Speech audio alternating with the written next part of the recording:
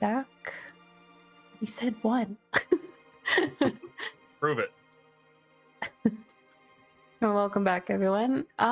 So you guys, I should probably switch to something a little bit more taverny.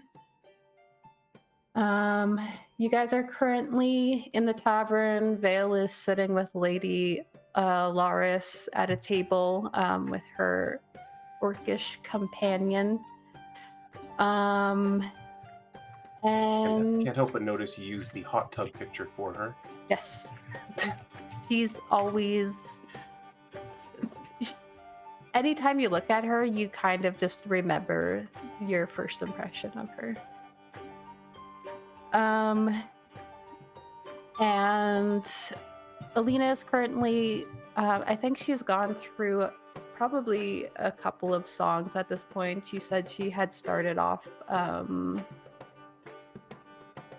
lively, but not, maybe not the raunchy song that Kara had requested.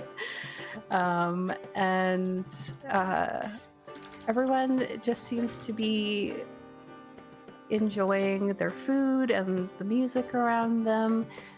Nyra, you have a halfling man who, after Junie left, she kind of slapped some coin down on the table to pay for whoever wanted a reading next. And you have a halfling man who's kind of like approaching the table at the moment. Raelynn, you are being put to work tonight. You, as soon as you offered your help, Harold was like, yes, please do that, and got quick to working at getting you to take out drinks and stuff, since Kara wasn't entirely trusted with it and kind of doesn't feel right to him to make his daughter serve alcohol to people.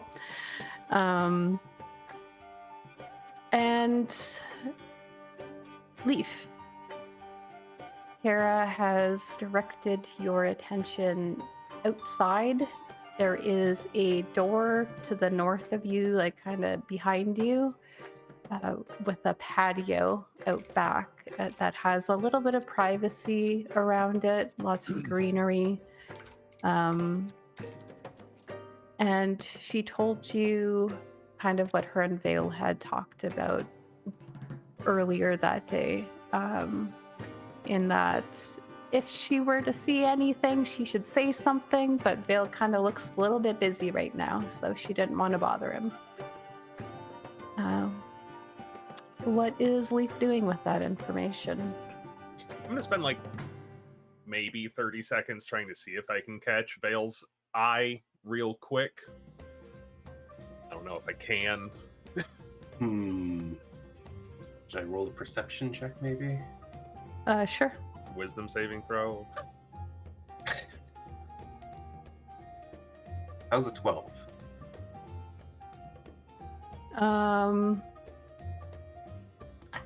You're trying to be discreet about it? Yeah. Roll, I guess, a stealth check? I don't want it. Could I? There's a whole table between you and Vale, and he's talking to somebody. So being discreet about it That's is fair. gonna make it difficult for him. Yeah, he Very does stealthy. not seem to notice you. That's fine. Then I will quietly, like everything's fine, just get up and step outside. Alrighty.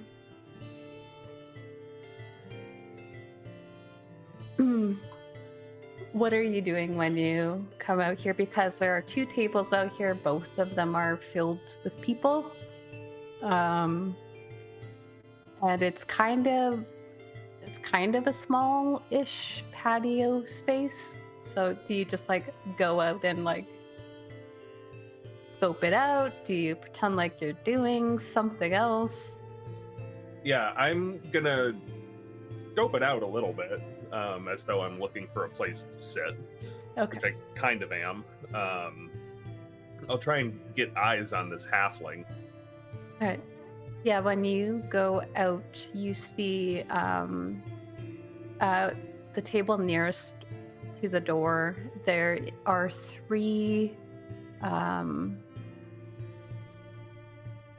There's two humans and one person who looks vaguely orcish, but not like full blown. Just there's like a greenish gray coloring and very built. You don't see any tusks, but you do see like something in his like lower jaw that suggests that maybe there were some there.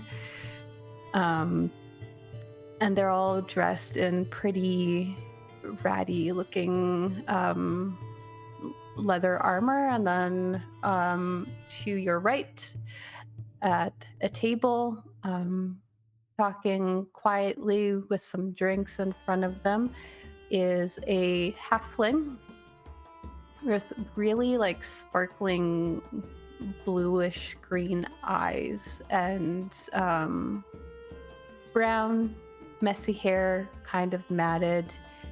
He's wearing a lot of darkly colored clothing. Doesn't look very intricate compared to a lot of the other clothing you've seen here in the city. And then sitting next to him is a gnomish man, maybe like on the older side. Hard to say with how long gnomes live, but you already see like some wrinkles and some graying, and his hair's all pulled up into like a neat top knot on the top of his head, and he has little spectacles resting on his nose. And right beside him on the ground is what looks like to you it would look like a backpack made of metal, and it's like kind of copper and bronze mix in color. And they just seem to be talking, but then the gnome has his back faced to you and the halfling doesn't, and notes this large man just suddenly appearing out of the door, and is just like, for a second, looks a little bit surprised, and then looks at you, kind of nods, and then goes back to his conversation with the gnome. Is that just like a friendly nod, or Just like, yeah, it's like acknowledging, like, hey, sort of situation. interesting? What are they just sitting and chatting and drinking everybody out here, just like Yep, seems Ivan. totally normal. Just hanging out, drinking. None of them seem to have food. They're here for probably the music and the alcohol. Yeah, I think I will walk up over this way and just do like, there's not a lot of empty seats out here. Mind if I pull up? You're saying that to the gnome and the halfling? Yeah.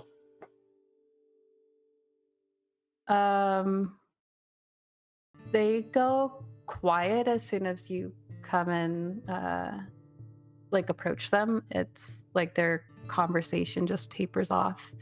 And the three people sitting at the other table, like, look at you almost like simultaneously when you speak, and there's a quiet for a second, and the halfling looks at the gnome and is just like, I mean, we're kind of in the middle of a conversation, but I suppose, when he like pushes out the chair, the gnome pushes out the chair beside him.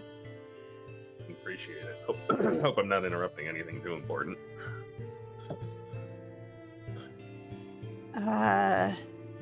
No, not at all. Just had to get out somewhere with a little bit more headroom. I can see why that would be a problem for you.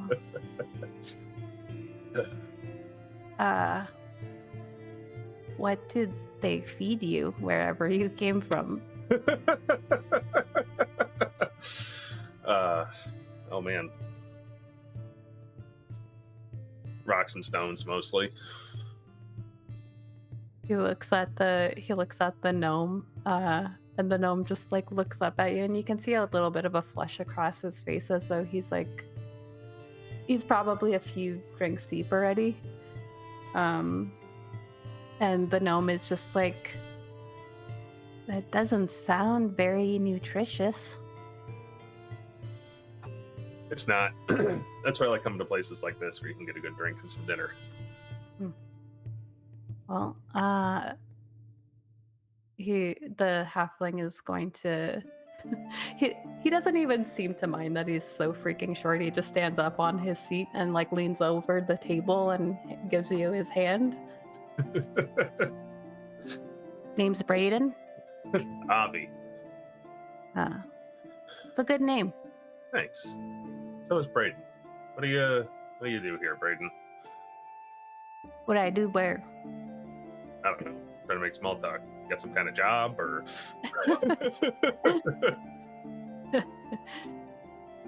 Yeah, I got a job. I kind of get paid to deliver things. Hey, that's pretty much what I do too. Really? Yeah. In So town. You must get there a lot faster than I do. Well, I usually have shorter people keeping up with me. I carry stuff for them. My employer's inside chatting up some pretty lady he met at the bathhouse this morning. Oh. One of those like rich, fancy folk then. Yeah, something like that. Oh. Yeah, I guess I wouldn't want to mess with you then if are you walking along with him? Yeah. They don't usually have to find out. I think somebody 7 feet tall is enough. That's a good deterrent. I wouldn't know anything about that though. But like I said, we just got into town. Heard some commotion outside last night. That was last night, right? Yeah, time is a flat circle. Yeah, I heard a little bit of commotion outside last night. That normal around here? It sounded like somebody was having their things relieved from them.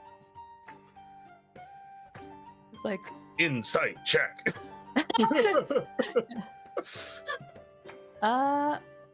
Okay. I just would like to see if they react to that at all.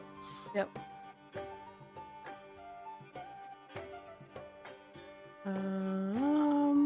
Let me see. I need to set a difficulty class for you here. But I can't find my sheet. There we go.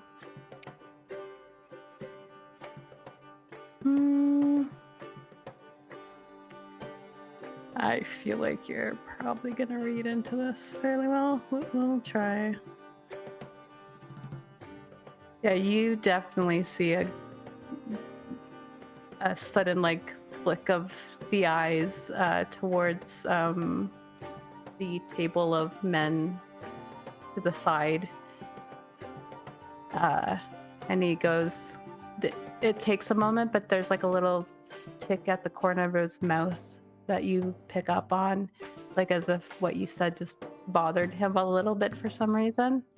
And he goes, yeah, things are getting pretty dangerous around here.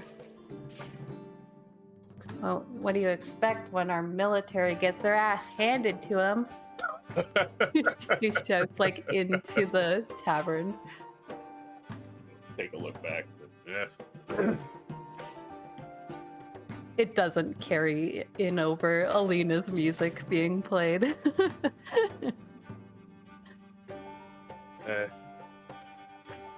Wars are fought by the poor for the rich, so.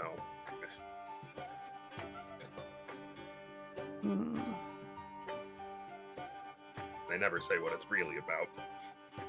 But I probably shouldn't say that too loud from what I understand. What do you think it's really about then? what have the people to the north ever done to us? They seem to keep themselves most of the time. Well, I mean, I heard that they took the first strike. It's not what I heard. Interesting. What did you hear? Something about minerals or something, resources or something like that. Yeah, I guess he just like leans back. I guess they really don't tell us anything, do they?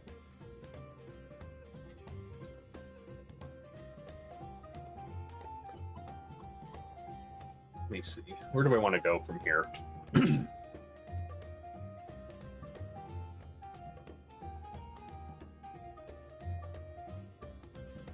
going to lower my voice a little bit and direct, not turn my head, but direct my eyes at the halfling. Yeah, the tavern owner's daughter was doing a return last night, and some of her things got taken from her. I'm given to understand, though, that some of this group is or what am I going to say? Given to understand, though, that they might be expecting their things back in a day or two. You wouldn't know anything about that.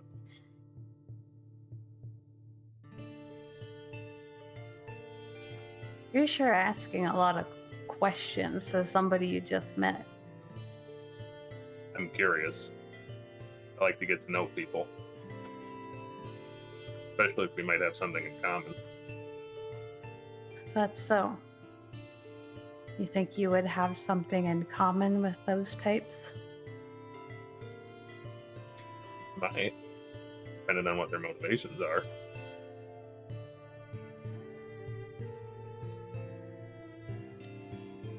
He looks over at the people over at the other table, and he seems to like just make a little nod, and one of them gets up and just walks out into the tavern and just kind of stands out near the doorway. And he leans over the table as much as he can. And what would the right motivations be?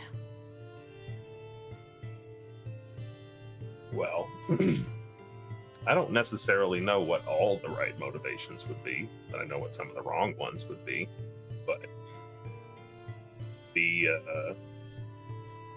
there's stories that aren't adding up, and the ground is, I want to say the earth, but whatever this planet is called, the earth is hurting, and I'm given to understand that there are some people who understand that.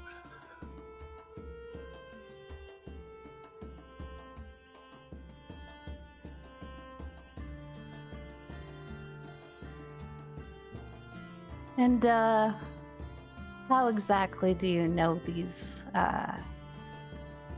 motivations these people may or may not have? People talk. You know who to ask questions to, as you've noticed I'm so good at.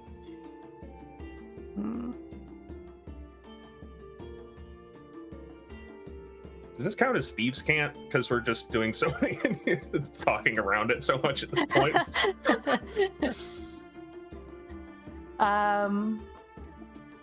There is definitely like a lot of talking without talking happening. And he just says,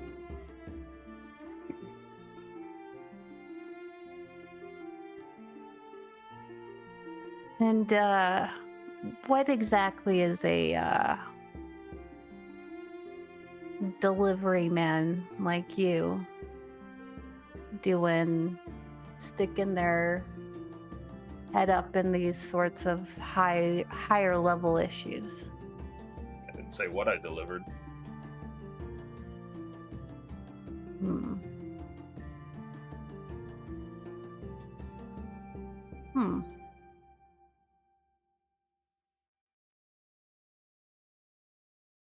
So then what you're saying is that perhaps we're in the same business.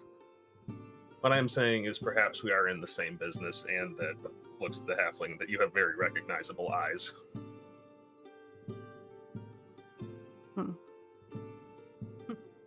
Romantic. Woo.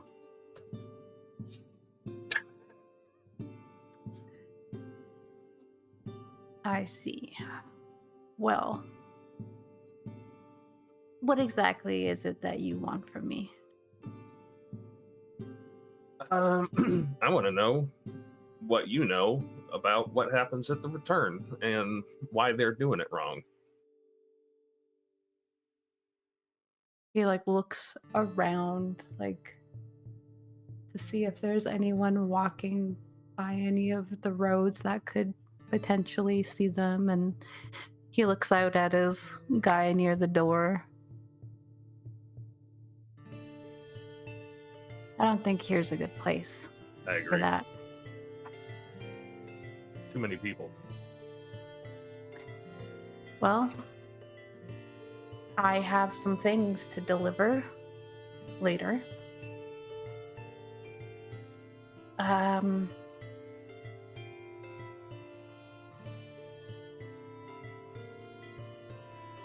Blackout hours. Where? He kind of gestures to the south near the front of the tavern. I'm thinking perhaps you want to return some things to your friend. I can arrange to be where I met them. I hope you have a lovely evening. What are drinks going for around here, Vixx? I never know what the heck to say to that.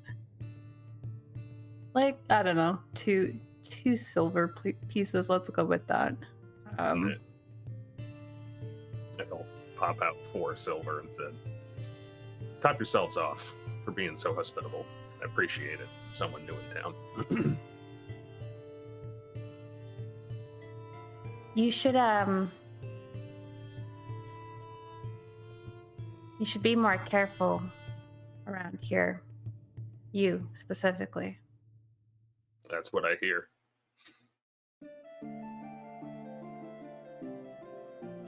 They Never was go. good at that.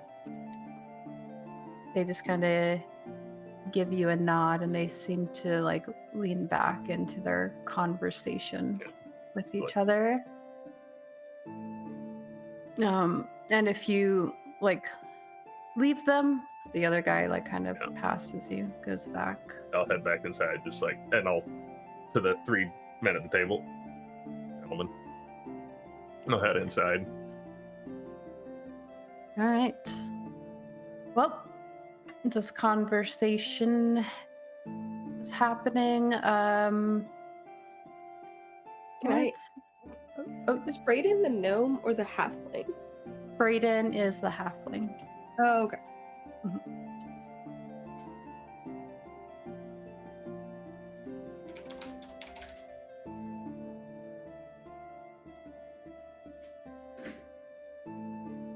Yeah, it very much seemed like Brayden was in charge of whatever their little group had going on there. Sounds like a Brayden thing to do. Brayden would. All right, let's see. Vale, was there anything that you were... Actually, I think I had you roll last time, and you were doing pretty well in your trying to make a better connection with Lady Alaris. Is there anything else of note that you want to do during this time? Yeah, I think once it looks like she's thoroughly impressed and, things are going well, the evening's getting on, I think he'd just kind of lean in and say, so, she has your approval tomorrow at the, gosh, Velvet Crown. thank you, the Velvet Crown. Tomorrow night, the Velvet Crown. I think that would be in my best interest. And as far as this evening goes, I have no plans. I have a suite.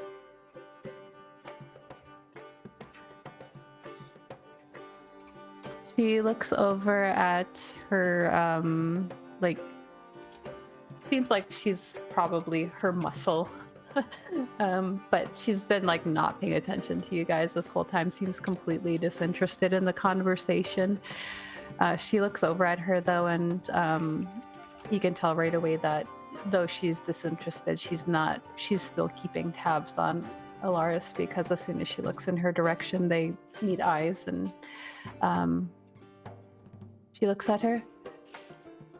I think I'll only be needing an escort in the morning. She is just understood.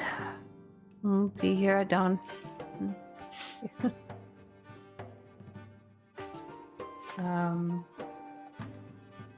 Then she just kind of goes to the bar. She doesn't leave just yet.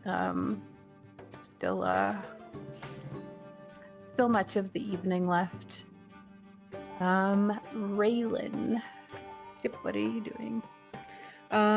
Running orders. I'm trying to make it to each of the tables with my party members, though, to check in with them and just kind of I can't thieves can't or anything, but essentially she's just going to be asking them how are things going? What are you thinking so far? Is there anything that you need from the bar? That kind of stuff. All right. When Raelynn heads over to Vale, what sort of response does he give her from this service? Sorry. She just is secretly asking is there any information you have, any notes you want to pass, anything you need me to tell someone else, but under the guise of is there anything else you need? How are you enjoying the show? Any feedback? No, I think we don't need anything more for this evening, but tomorrow night you might want to let your charge know that she's expected at the Velvet Crown for an evening performance. Oh, and she'll look at Lady Alaris. Thank you. Well, thank you. I mean, it's beneficial to me. We really appreciate it. I can't wait to tell Lena. She'll be thrilled. And whatever he's paying you or compensating you for, I will give double. And she says, it comes out a little bit of a slight towards Harold. Much appreciated. I'll leave you two for the rest of the evening. If you need me, just wave me down. Thank you.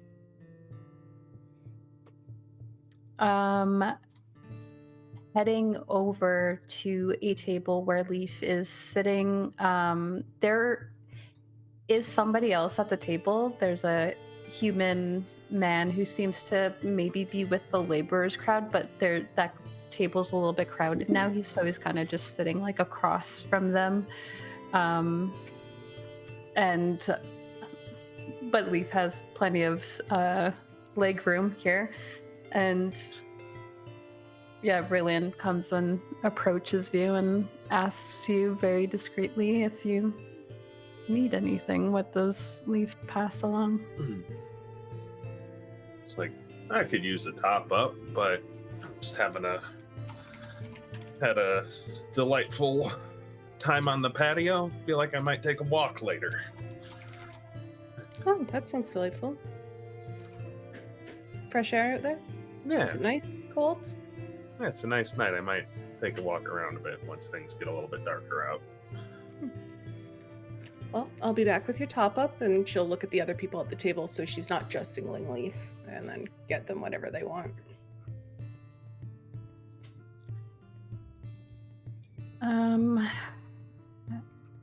All right. Nyra. Yes. You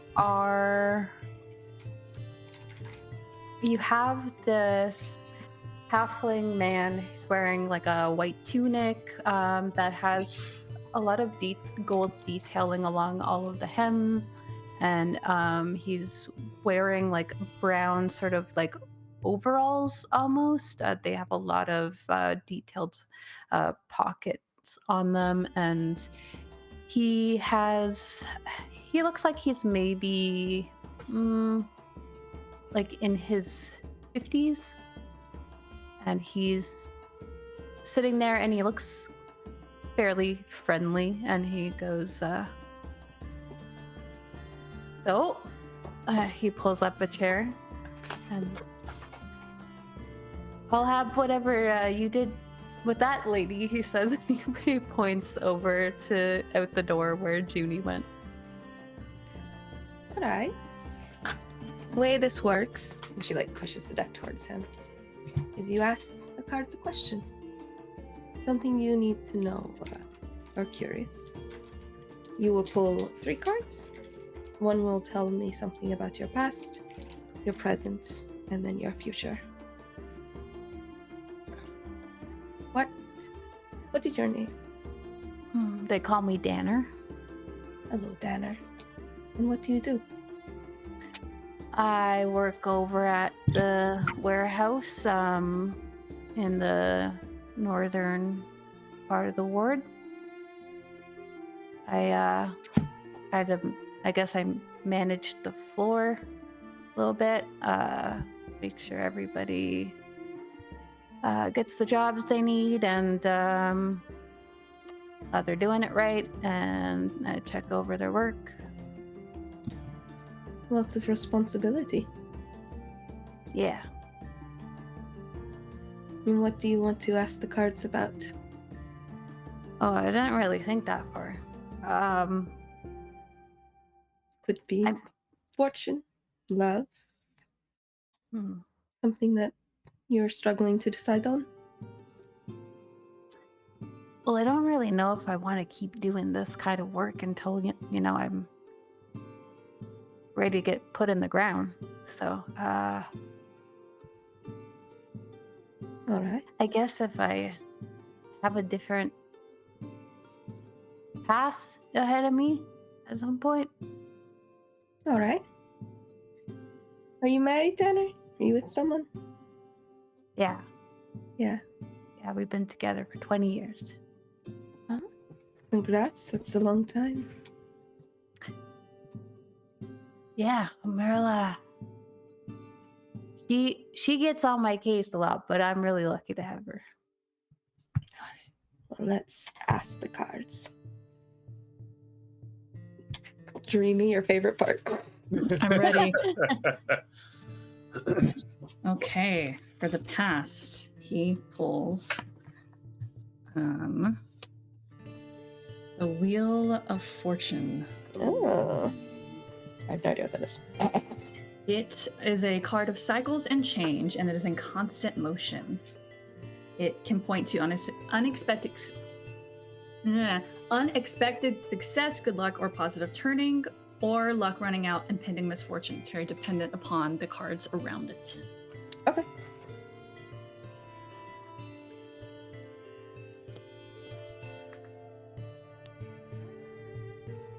Let me know when you're ready for his present.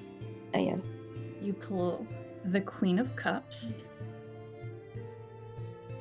She is caring and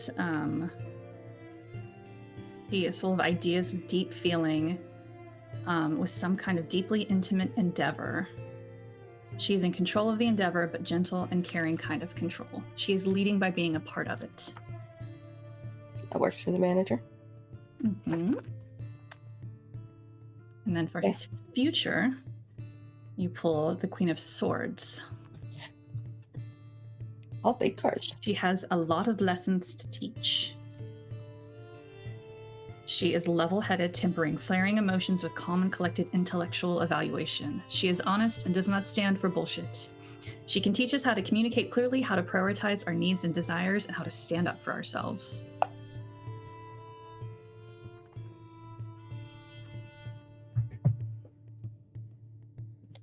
Okay. All right. So when it came to the Wheel of Fortune, because it was the Queen of Cups next, it was positive, right? So it was like, what was it again? If it was positive, Like good fortune. fortune. Okay. Like it's all about cycles and the turning of the like cyclical nature of life. Nyra will spend a moment looking at the cards, and just sort of is like tracking them. And when he's done, she says, "This is very interesting. Your past is about constant motion that you've been put in that sets you on your path for fortune. The ways that your life has turned out. I think it has to do with your wife, but that could just be me reading a little too much." Yeah, let's say I had some less than legitimate work before I met her. And she heavily encouraged me to stray away from that. Well, it was good for her. This cup, the queen, you have a lot of women in your pool. This is interesting. The Queen of Cups. It talks about the work you do now. You care for the people in your charge. You take care of them. You lead by being part of the cycle of it all. You know your work well, and you make sure everyone does well, as you have. But this card, Queen of Swords, this is what you are looking for. Your life is not over, and you have many things still to learn from it. I think you need to be honest with yourself and with your wife about what you need. She represents standing up for your desires, but in a calm way. I think as a team, the two of you can find something new to do together. Huh. Yeah, I could see that.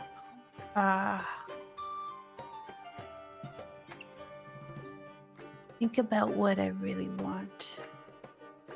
Talk it over with her. She may surprise you. Sometimes people hold back on their desires thinking it's best for someone else. Yeah, well, we just kind of got comfortable, I think, and never really thought about where to go after that. It seems like it's time for a conversation. Things are changing around here. Maybe time to explore something else. Tell me about it. Things are a nightmare here. I'm sorry. Comes with the current position we're in. Does your warehouse do a lot of work with the military? Well, building materials, and there's a lot of things going up, new buildings, new places for the soldiers to stay. But despite that, people in the south have been breathing down my neck for whatever reason. Apparently they think that their needs are like on par with what's going on up north, so really divided right now. By people in the south, you mean Zardan. I didn't know if it was closer to home. She thinks points about Glimmerball. Oh, no. Just influx from both north and south has been a thing right now, and we didn't really prepare for that. That is true. Maybe it's time you find yourself east or west then. Avoid it all. That's not a bad idea. Find What was your name? Nyra. Nice to meet you. You too. You always work here? I am with them, and she'll point to Alina. I travel with them. It has been good work for me. Oh, so have you been east or west? Where should I go? There is a festival coming up. Out by the lake to the west. On the 1st. It might be a nice trip. Something to break your mind from things. It should be a lot of fun. Change of pace. Yeah. All right. I'll consider it. Okay. Gonna stand up and he turns and leaves, and then he realizes he didn't really say goodbye, and he turns over and gives you a wave as he goes and sits down, and then it seems like he launches into telling the rest of the table what you just told him, and they're all just kind of leaning in and looking in your direction as well. I am waiting for... I see Raelynn making rounds, and I'm waiting for her to stop by me too. Yeah, as soon as there's a gap and you're not currently in a reading, Raelynn shows up in a timely manner to ask you if you need anything. She'll motion for you to sit just so we can have a little bit of a longer conversation. Pretend to give you a reading. How are things going? Interesting. But the people out front, they're odd. They're involved in something, and I'm not quite sure what. We talked about moving things, but they don't dress like the others here. Mm-hmm. I noticed that. Junie, the woman, she may be a weak point worth talking to. You could get to know her. Also, there's something strange going down south of here. What's happening? The workers are saying they have to get a lot of building materials down south as well as up our way, up north to where the soldiers were. I'm not sure what's going on down south, and I've also heard strange things about southeast of here. Oh. I do not think the regions are talking to each other well. Mm-hmm.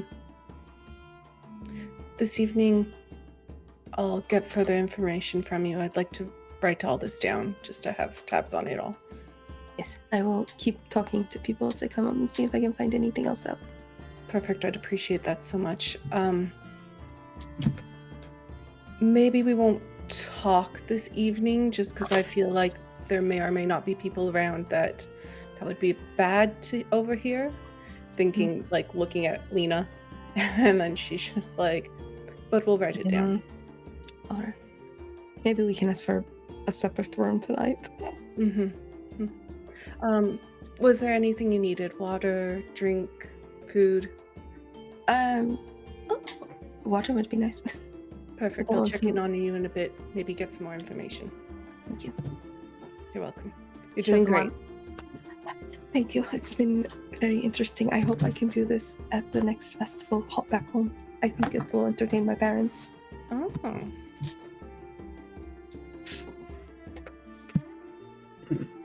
So you're saying something, Vixx? I was just gonna say, Nyra doesn't want to give readings while tipsy on ale. No, some nights she'll get to drinking, but not while we're working. I think the only other table Raelynn is going to check in on is the one that had Marnes and the commander, because they bought the tavern a round of drinks, right? Yes. Well, Yeah, so Specifically, the commander did, yeah. Yeah, so she'll just go over to their table, to clean up anything because they're a big table, so I'm sure they have lots of stuff on their table already. Mhm. But she'll just say, like, to the commander, I guess I lied to you earlier. I am working here. I was wondering about what happened there. The funniest thing, someone ordered the whole tavern a round of drinks, and the poor tavern owner was strapped for staff, so I just said I'd help. Sounds like a very generous person. Probably charming too. Charming. Interesting. I'll have to meet this fellow then.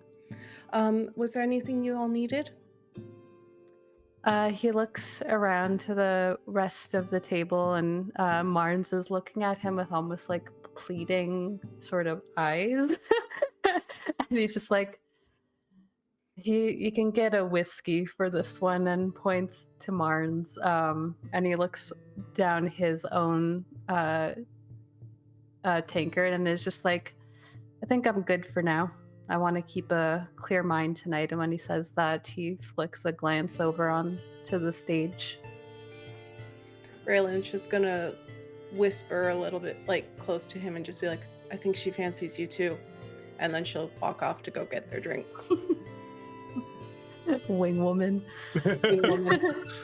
That's my best friend. Ken, actually, since Raelynn is doing a lot of like work in terms of getting people to like order more things, essentially, whatever sort of skill you feel like represents the way that Raelynn is interacting with people, what you could argue, Persuade like, them to, like, yeah, order more, because I was for a while telling people to order the bread because, you know, Kara made it and it's amazing. So How is the bread? yeah, how is the bread? Is Yeah, it good? I was wondering that myself, actually. I'm just How like, is it's the the worst bread? bread ever, and I'm like, it's cares amazing. about the lore. We want to know about the bread. I want to eat bread because we keep talking about bread. We all should have brought some bread of our own tonight to really get into the immersion. But the bread is actually, it's like not the best bread you've ever had, but it's like when you eat it, it's like, oh wow, this is like, it's very soft but in the center, but has like a really crispy, crunchy outside.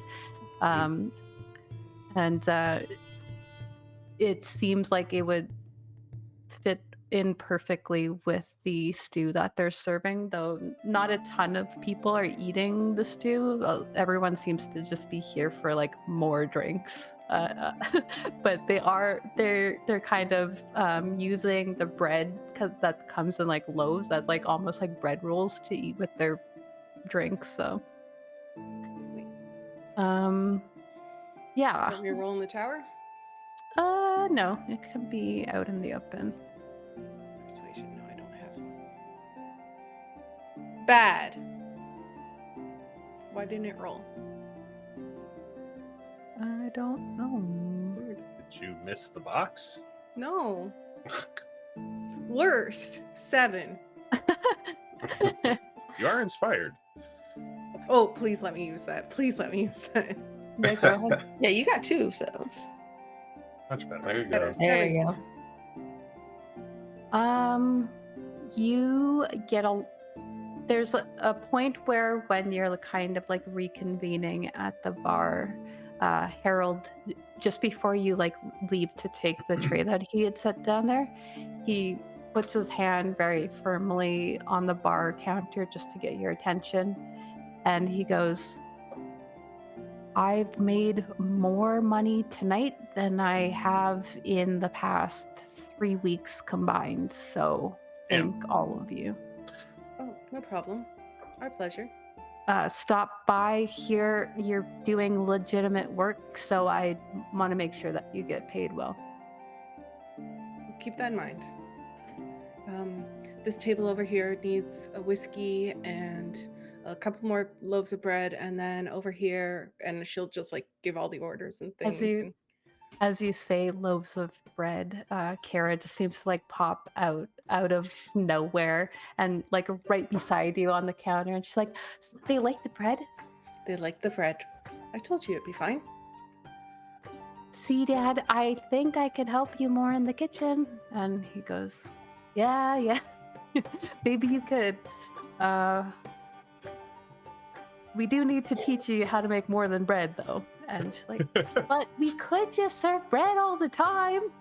And they kind of just start going back and forth, and she's completely distracting him. But he doesn't seem like off put by it. She's like following him down the counter while he's like getting all of these orders ready for you and setting them out on the counter. Completely just like insistent, and she takes one of the trays that doesn't have drinks on it and skips off to one of the tables. While this is all happening, Alina,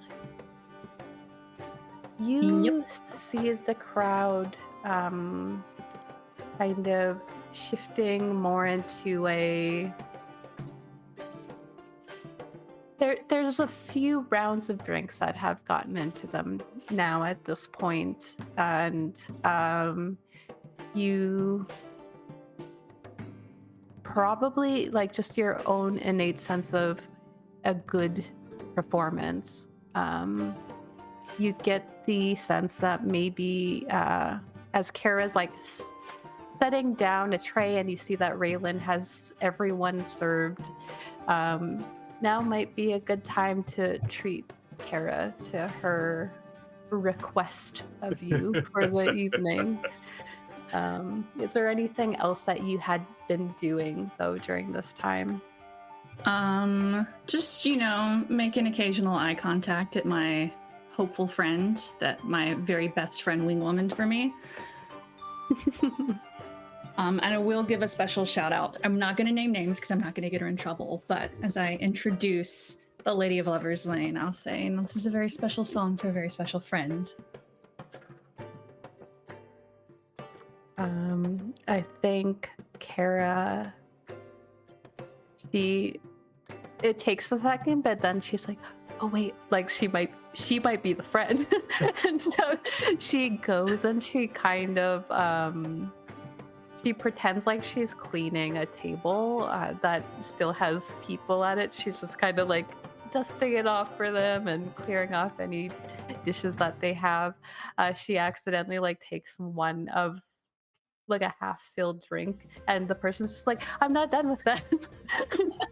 As she watches you begin this performance.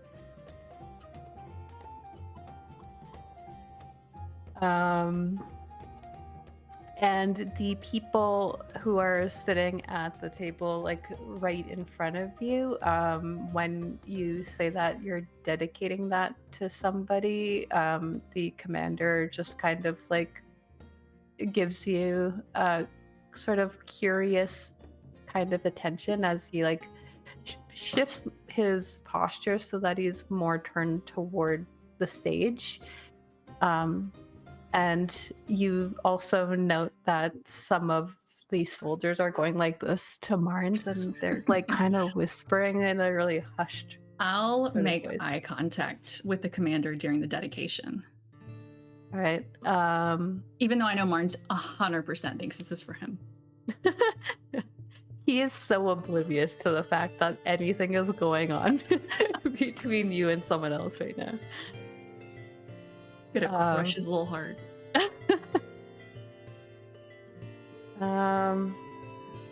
Yeah. And you kind of launch into this song, and Kara is beaming at this performance. She's never had someone dedicate a song to her before, so she's like ecstatic about this. And she actually kind of like sits down at one of the tables, and she just like is going like this throughout it, despite the fact that Harold seems to like be looking for like where is my help that's ever happened in a song about a hooker. Yes, and I guess just for everyone else's context, the Lady of Lover's Lane is a song that could easily be mistaken for a very generous woman who happens to hang around Lover's Lane, who Kara wants to be just like because she just gives and gives of herself all night. She's viewing it through a very innocent lens, but it seems to get the crowd's attention. And if you would like to roll a performance checks for this song. Sure. Don't forget you have advantage. Oh, you don't need it. 20. Ah. Yay. Well done. You get the majority of the crowd singing along to this song. Kara sort of like makes herself lower in the seat, but you can also see that she is singing along to this song. And the commander is just like seeming to take in the context of the song and the fact that you looked at him while you were dedicating it. He pays you his full attention and gives you a lot of flirtatious eye contact throughout it anytime you connect with him again. And during this song, Laris also seems to like ease in a bit to Vael. There is some gentle sort of touching, like light arm touching, very flirtatious. You're welcome, Vael. I didn't need the help, but it is very much appreciated. It does the job of setting the tone for probably things that will happen this evening. How long does Alina's performance go? Probably like an hour and a half. All right. Is there anything anyone wants to accomplish before Alina's performance is done? I just accomplished it. You got it. The number of bread puns that are happening in the chat making me want to drive up to Canada and smack Greg. So I know it's his fault.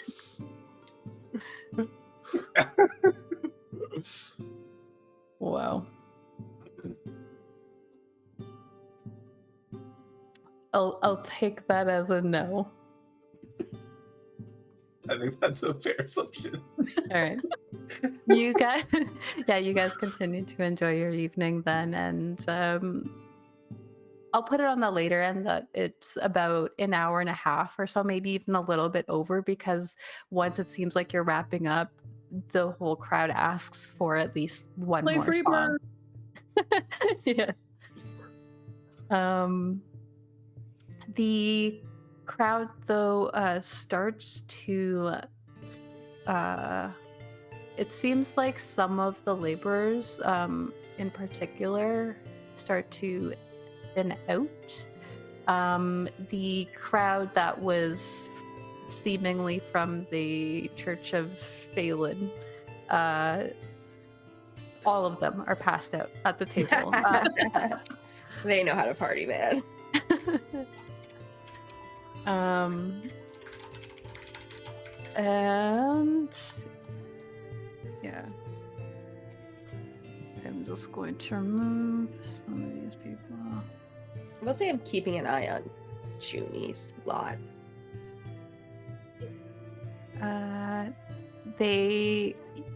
It's hard to see from where you're sitting, but you can hear that they are still outside. They were even singing along to the song that had everyone else singing.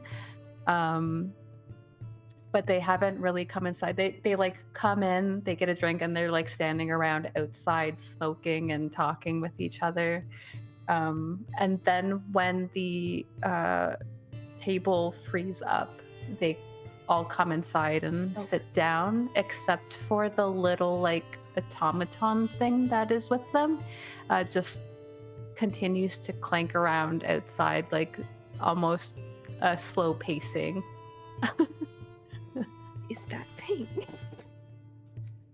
Yeah.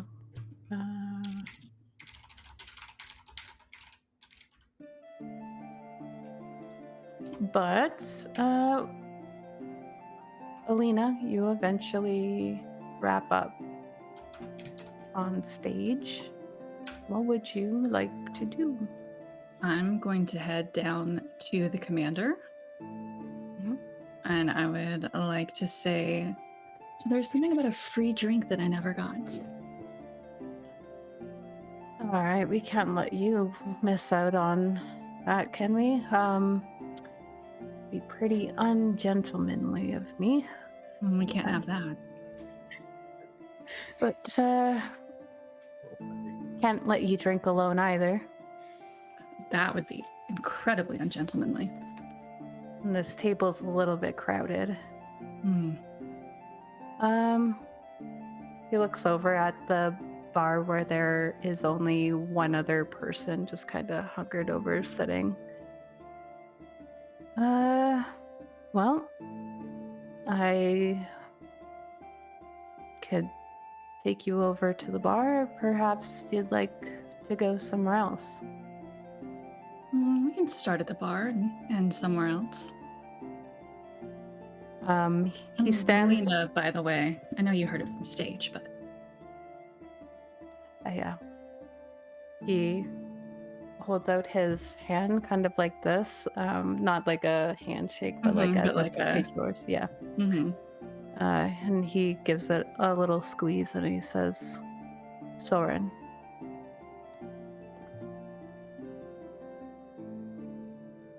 It's nice to put in. Hearing this conversation.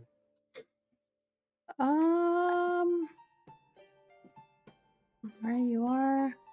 Maybe. Yeah, there isn't any music playing now that Alina's stopped, and the person who was playing music before her is passed out at the table, so you might be able to hear this. Hearing Hold him on, I got a line real quick. Go for it, nice to put a name with that set of eyes. You mean the ones you've been looking at all night? You would know. You've been looking back. I was. And Vale? I think hearing them discussing where to go, he's trying to like catch her attention suddenly when he has a moment to be like, put your finger in him. I'm not giving you any attention. Sorry, I thought about it. It was too funny not to do. So.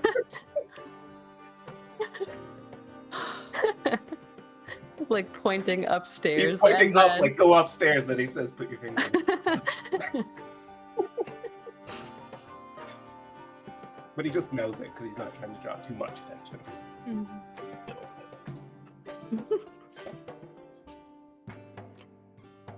All right. Well, he stands up and kind of lets you lead the way to the bar. And when you guys kind of start heading that way, Marn's like sits up and he's like, hey. And Soren just turns towards him and says, come on, man. And he turns and walks away. Brutal. And one of the guys with him just like claps him on the shoulder with like the most sincere look on his face at first, and then they all just burst out laughing. And Marnes is just like, 2 ales. Goes like that. Yeah. No longer trying to stay sober. That's where the fisting comes in. It's the double. Really. Who knew it would be Marms? All right. Well, you guys, yeah, things are kind of settling down here now after her performance. I mean, there was a decent, like, hour or so where it was kind of getting lively in here before that. So, people are now at the point where they're trying to pace themselves. And is there anything I should know before I let Alina interrogate this poor unsuspecting man? And Just as we make it up to the bar, I'm gonna say, would it be too presumptuous of me to order a bottle on your tab to take upstairs? Not at all.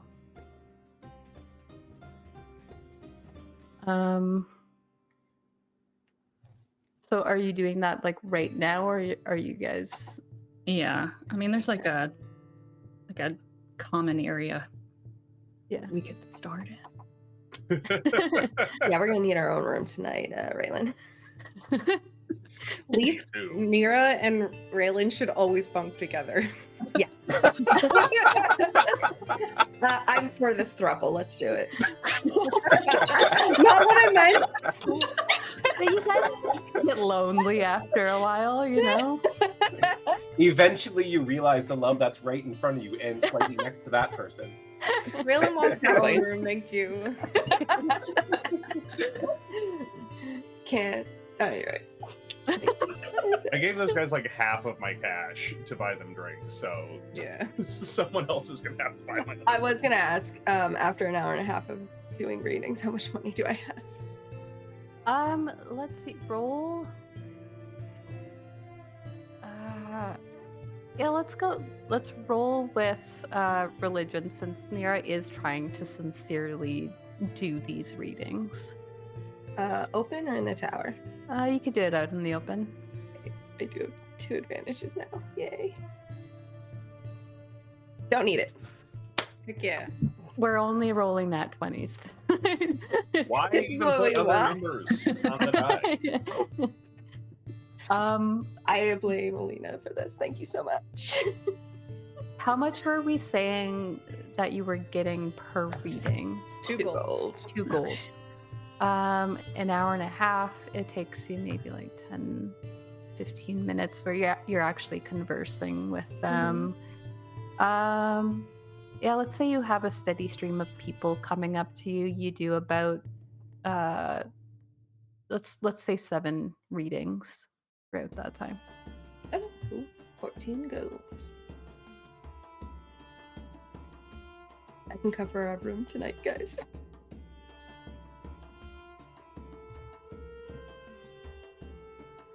With one really big bed. Maybe I can find something that can actually hold the hammock this time. 2 Is immovable that what they rods. call I it now? keep telling you. That's all we need. Oh, wow. We do need 2 movable rods.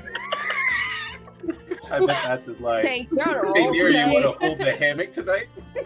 How did you know what Bale called his penis? Yeah. Well, that's the name for its codpiece.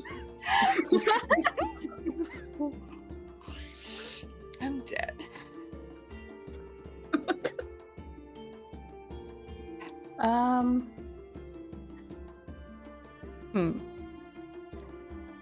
Okay, let's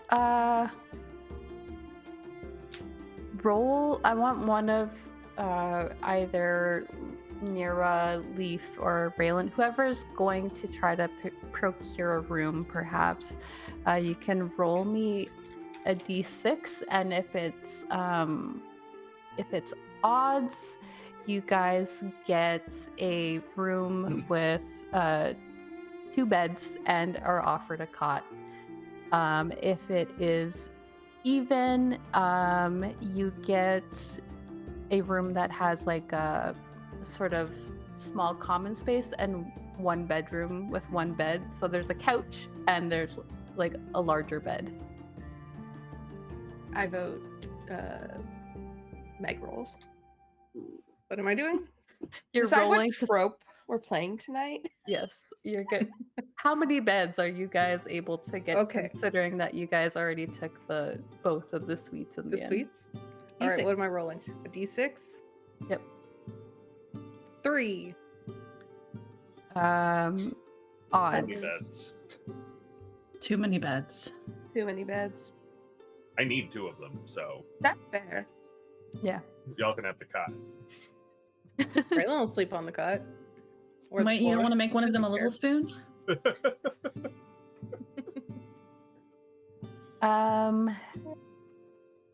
Yeah, and that the room will run you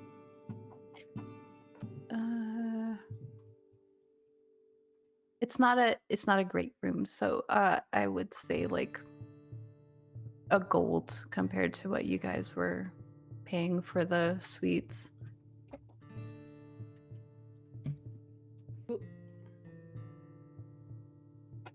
Actually, I think there is something I want to do. Okay. I want to interrupt Vael real quick. At what point? Before you leave to go upstairs. Just did any Caramelizer pass. I'll play that, yeah. It's like a sorry to interrupt, boss. Thought I'd let you know that tonight might be a good night to take a walk after it gets dark outside. So I'm gonna go do that if you're looking for me. And I'll walk away.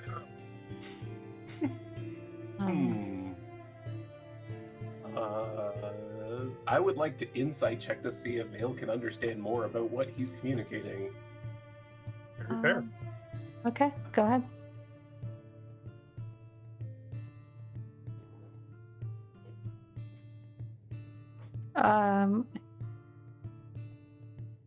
I guess You- it didn't need to be done. Yeah, you got a 20 on that. So I think you read into that pretty well. Well, depending on our pacing, I might need to step outside for a little bit this evening. Do you need some privacy? No, I wouldn't necessarily say it needs to be private, but there's just a matter with a local ruffian and this young stable girl around here, and just want to make sure that there's no more impropriety, that's all. Oh. How very gentlemanly of you.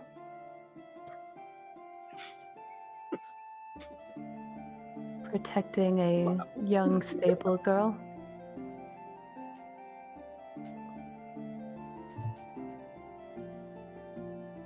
I do what I can. And you're she like kind of touches your upper arm lightly and goes, "You're equipped for that sort of thing."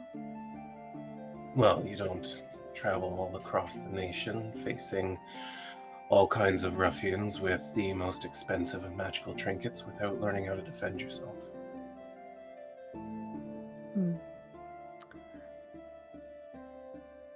Alright, well, I suppose I can keep myself entertained for a little bit. Oh, I'm sure it won't be long. A little bit of walking, maybe 9 minutes in between.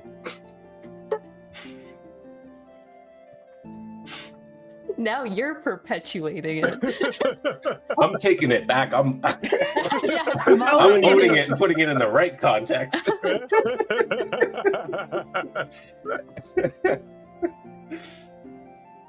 My God.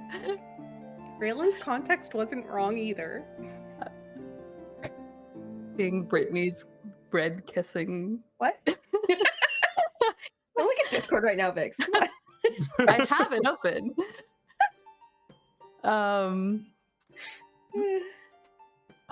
But Yeah, she seems genuinely charmed by the fact that you're willing to step in, and she says, well, I think maybe perhaps we should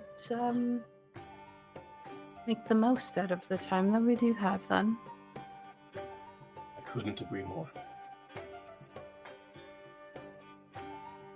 She gets up and she is going to go to the bar,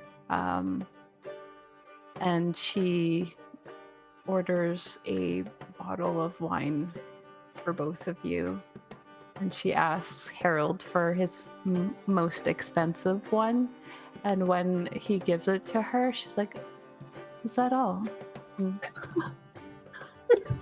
You kind of see the little twitch in Harold's eye, and he's like, it does the job.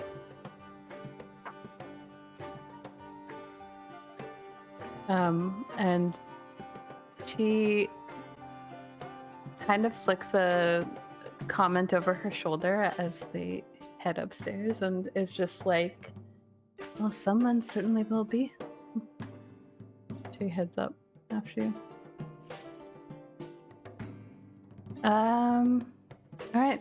Well, it is almost 8 o'clock, but I will set a little scene here in that upstairs in the suite, now alone with Alina in this common space, Soren kind of, he like lets off his little cape thing and drapes it over the couch that you guys are sitting on, and he kind of sits like a little bit like this with his arm on the back of the couch, kind of has his body language turned toward you, and he makes sure to pour you a glass of wine, and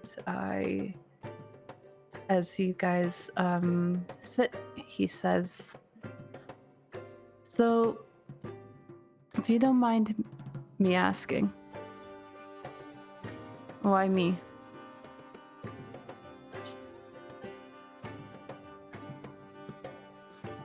I like a man who knows how to take charge.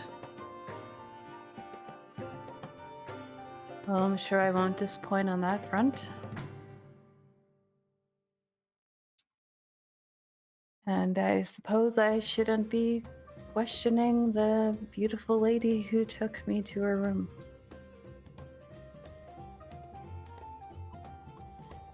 And he kind of leans in a little bit, so that you guys are kind of talking a little bit more intimately. And you kind of smell just like the faint aroma of the drinks that he'd been having, but it's not like Marn's level of being completely out of it.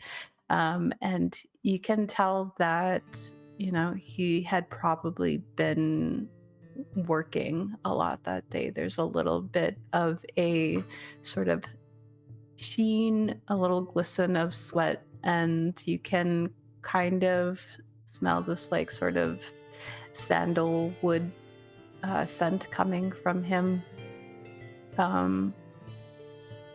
But we will take a break there, and we can come back to what Alina plans on finding out from this commander.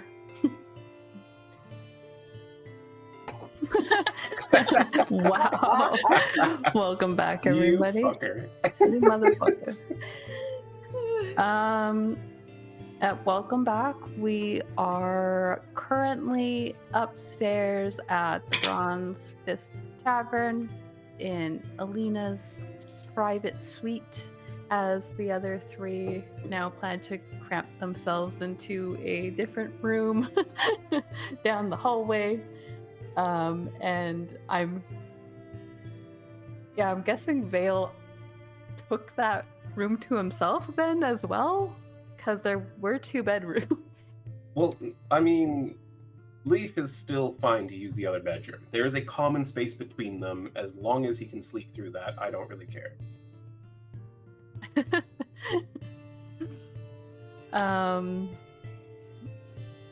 Alina, you have captured this man's attention, and he is sort of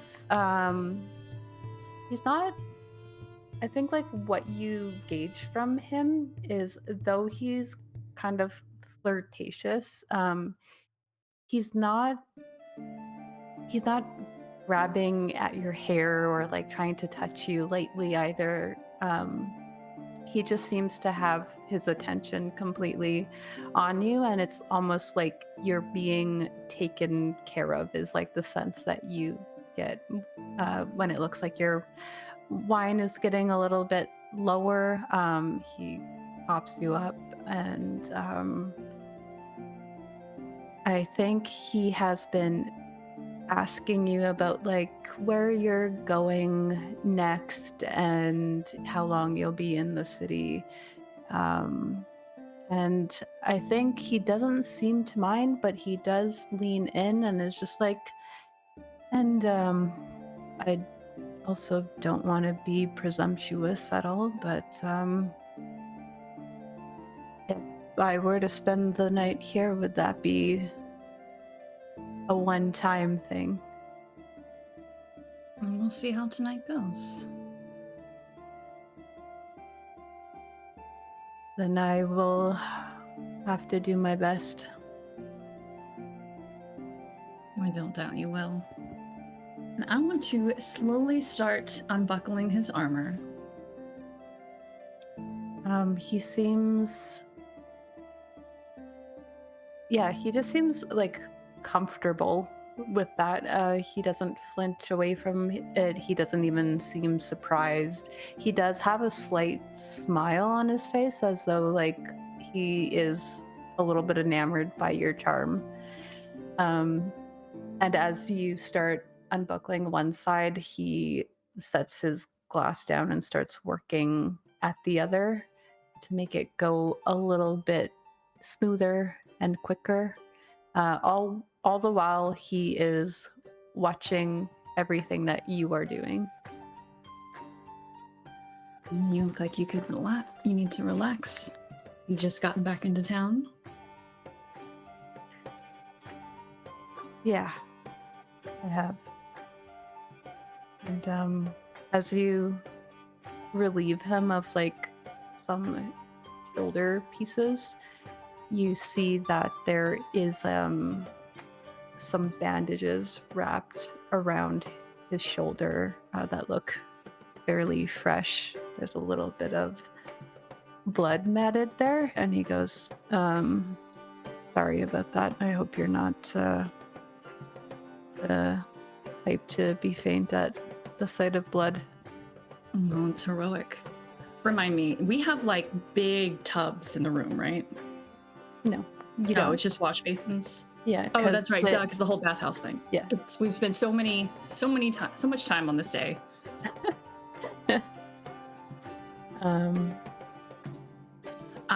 I'll give his shoulder a couple of gentle kisses. He, I think he's kind of like playing with your hair at that point when you've crossed the barrier of touching him. Then it feels like he takes the same step forward that you do, and he's just like, I got an arrow straight through there. Fresh this morning. I promise I'll be gentle. I think he's just like, he seems really like you are working to put him at ease almost. And the more he takes off of his armor, you see that he's wearing like a lot of dark underclothing, very similar to some of the seemingly like higher ranking people that, I mean, you guys kind of stripped some of them down so you would know this.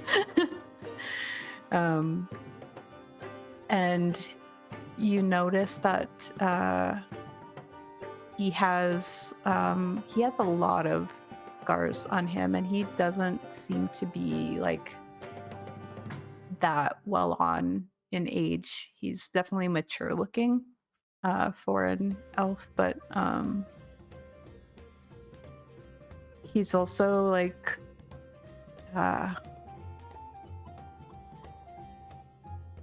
yeah, you definitely feel like he's kind of clay in your hands right now. What are you trying to get out of this with him? Confirmed that he just came into town from the north. Probably not carrying any plans on him, but I'm gonna rifle through his clothes later when he's asleep. I'll say something along the lines of, well, I'm glad you made it back safe so we could have a chance to meet. I know that wasn't the case. No, I'm not going to talk about dead people. We're in a room. I won't go that far.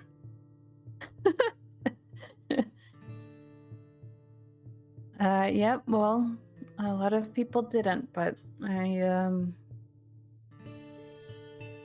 think they'll be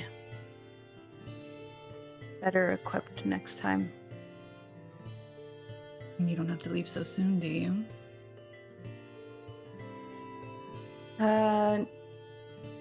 Unfortunately not, but I don't, unfortunately I do, but not as far this time at least. I'll be coming in and out of the city. Oh, I'm keeping you closer to home this time? Yeah, well, we've kind of got pushed back a bit today, and the next spot we have is not too far. I'd prefer an inn over... Mental notes is just like... an inn over sleeping out on the road. Well, I hope I can make tonight much more comfortable than it's been.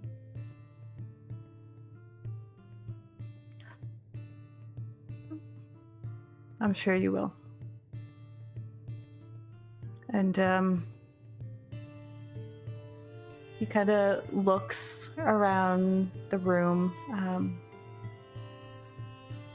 It was pointed out to me that you're not here alone, so I hope I'm not intruding. No, but we can leave the common space if you're worried about it.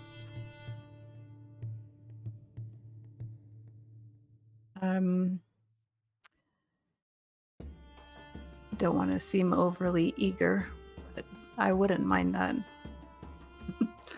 And I'll lead him to the bedroom. All right. Well, you guys go to the bedroom, and is there anything else that you're trying to gauge from him throughout this? Because I'm not disrobed yet. As I'm turned away from him, leading him into the bedroom, I want to use my necklace to cast Detect Thoughts. All right. Smooth. Okay, what do you have to roll? Give me a second. I haven't cast magic in so long. Nothing if you're not going to press deeper. If you're just going for surface thoughts, it just happens. I think we all know the surface thoughts. Press deeper. That's very fair.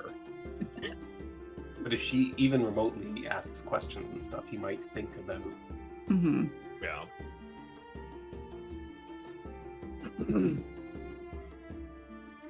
Actually, is it too late to retcon when I've cast it? If I can keep it here.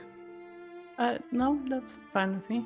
Okay. No. I want to say then when we're like pouring drinks for each other, like as he turns to like pour a drink, that's when I want to cast it, because we've had most of the like battle discussions out here. All right, and he needs to make a roll for that. He needs to make a wisdom saving throw.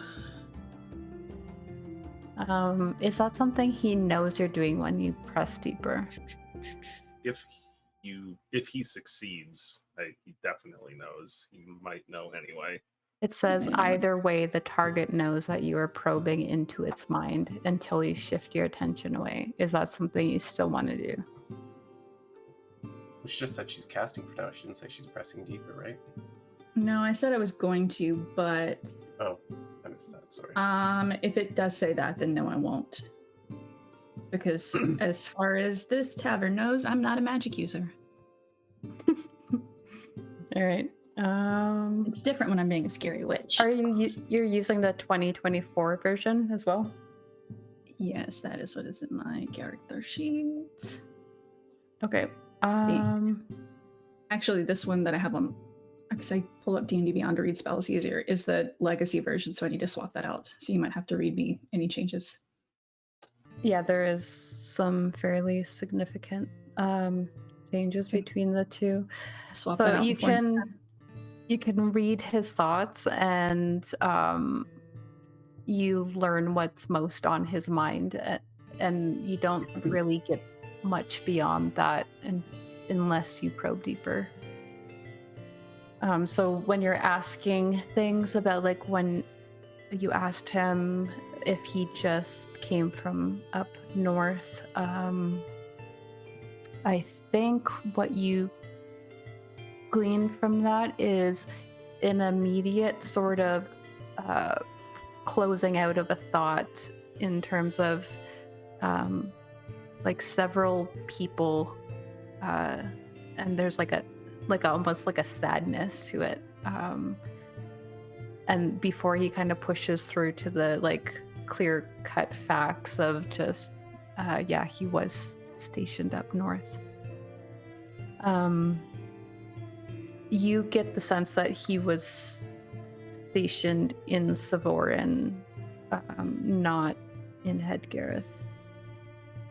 And what else did you ask him about specifically, apart from like where they were going next? I could ask him if it wasn't far. We've seen several maps, so even if he like thought of like looking at a map, I should be able to recognize like the area and stuff.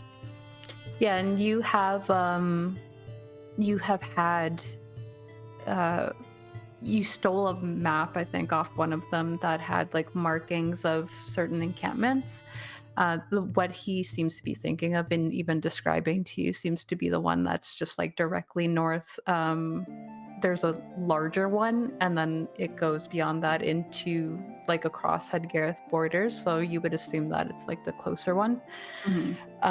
And so that larger one wasn't as far north as he was thinking. Like, so maybe we've pushed back that far.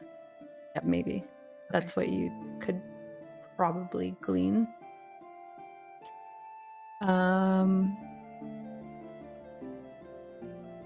But apart from that, when he's talking about not everyone made it, his mind goes to I don't know if you see this or if you like you're learning it. So I feel like you do kind of just have this innate sense of what he's feeling and imagining at this moment.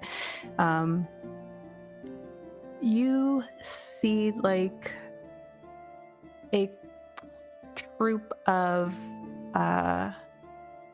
bodies being brought in from the east.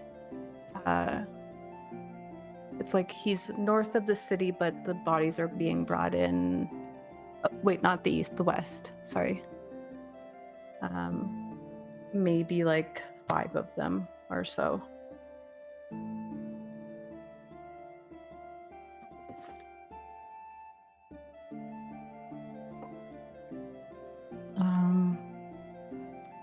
And then, of course, you're getting all sorts of horny thoughts along the way as you're undressing him and talking about helping. What? Expand on that. All right. You want me to go into Maybe in the after party. break the rules of our session 0. Got it. For that kind of content, subscribe to the Patreon that we're going to make over break. The second break. I will describe in detail if you guys pay me. I'm just saying that.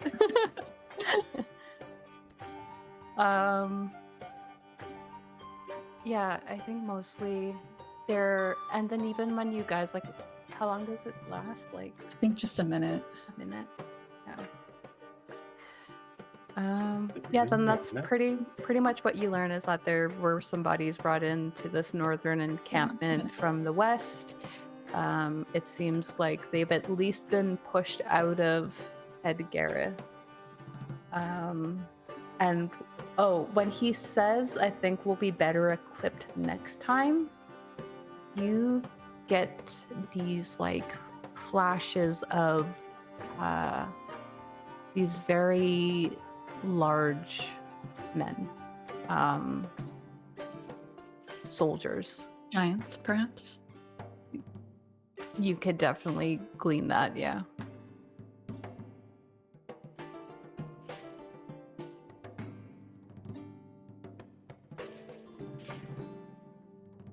Good to know.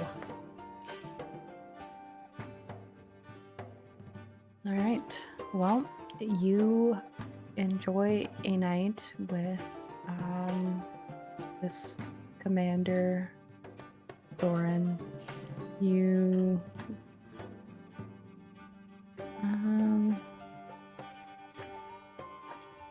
he's an elf, so he doesn't sleep traditionally. So he puts a lot This of... is when we needed Raelynn and Nyra back in to like rifle through his clothes. I'm not walking in that room. Hello. Is it time, Alina? You invited your friends. I mean, just like He's like, well, it has been a bad day, so yeah, so he definitely focuses a lot on you for like the first few hours, and you kind of if you wake up before him in the morning, he trances in the latter half of when you would be sleeping. So he's kind of what happens is you like kind of wake up to the like him sort of sat up resting, but you're kind of like cradled in his arms sort of, but you can tell that he's kind of like he's not fully conscious at the moment. Vael, you spend the night with Lady Alaris. Yes, with possibly a 10 to 15 minute break in between.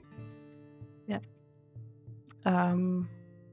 Alina wasn't told about the walk, right? She's busy tonight.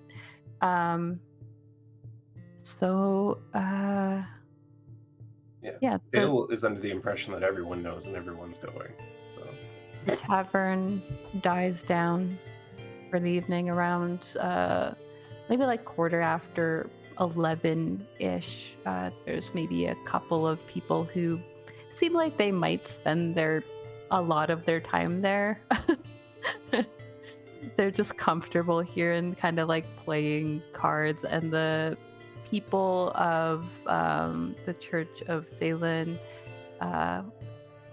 after a while, the very like large woman just stood up, picked up one of the halflings, put him over her shoulder, picked up the female halfling, just kind of dragging them out, like as if just like making them walk almost, and they kind of are like half conscious for it as they leave.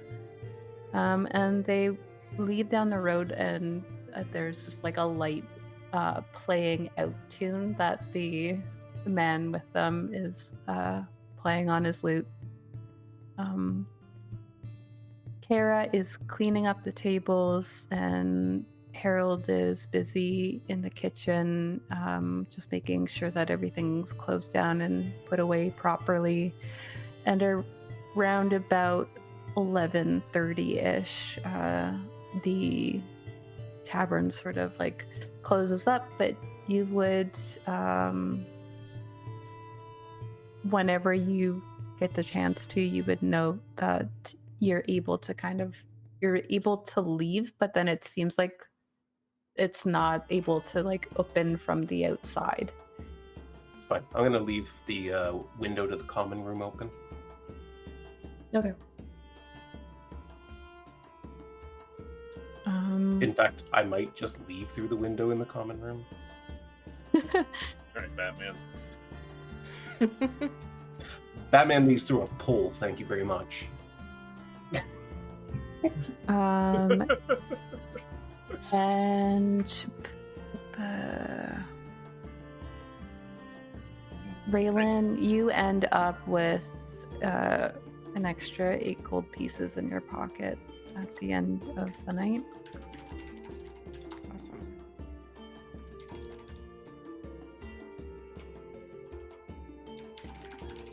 He does tell you, don't expect that to happen every time, but your friend put on a very good show, and a lot of people were being a little bit careless with their coin purses tonight, so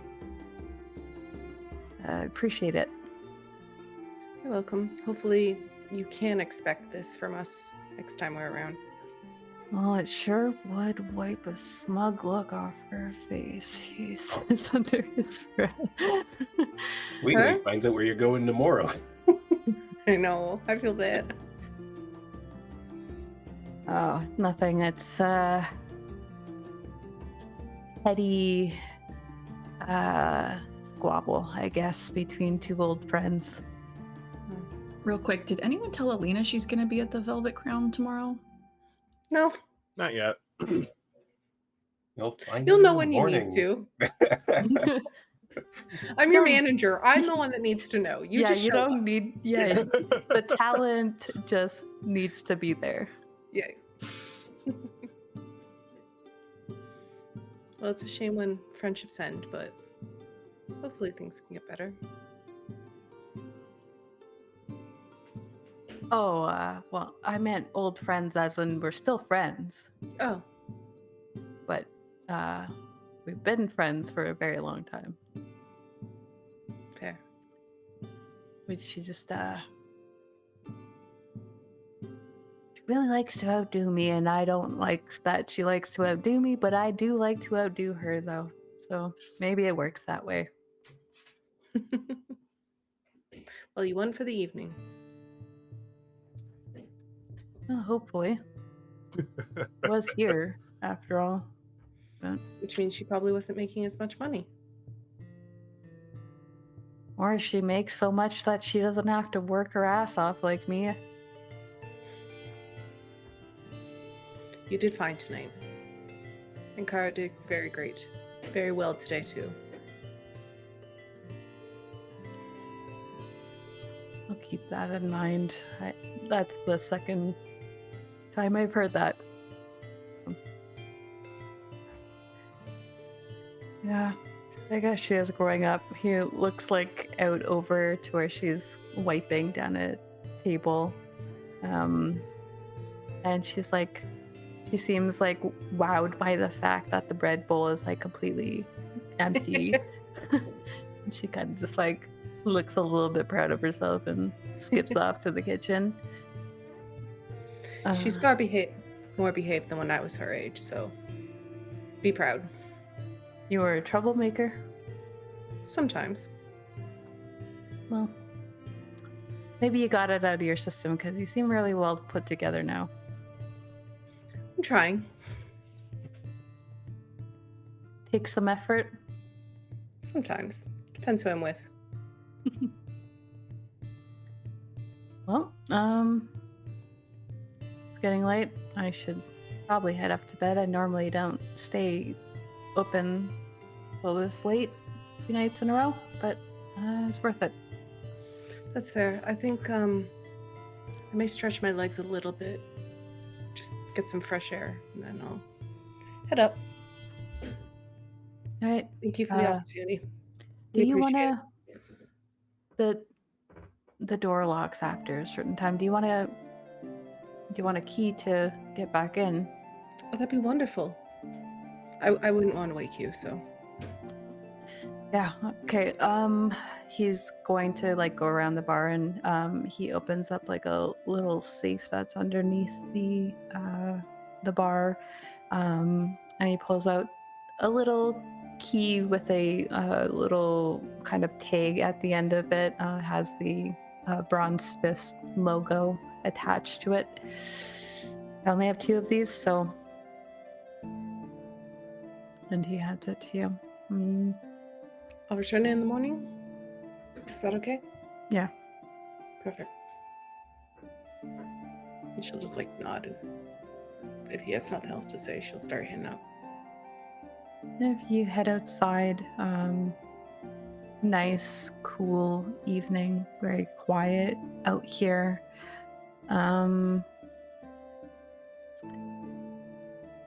Leif, did you go to the shared room with Nyra and Raelynn, or did you go to like the spare bedroom in the suite?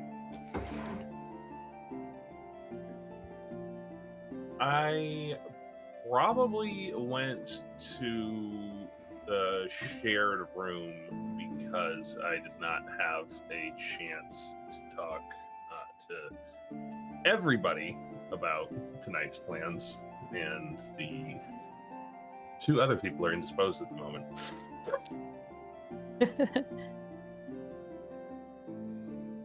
All right. Is there anything you want to do before you head out? No, I don't think so. You guys kind of end up outside the front of this tavern. As you head out, Vale, you said you left the common room window open. Yeah, not much, just enough. Yeah, depending on where you are, though, like if you're kind of waiting around that area, then you would probably hear a couple of people go out in maybe like a 15-minute increment.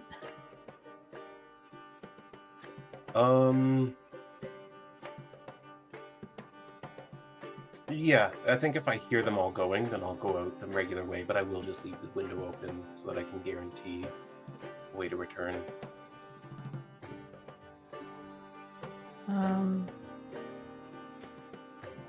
And Nyra, what are you doing?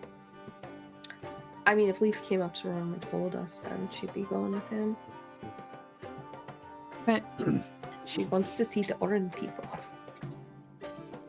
Show me the Orin people. It's like, I think Make me friends.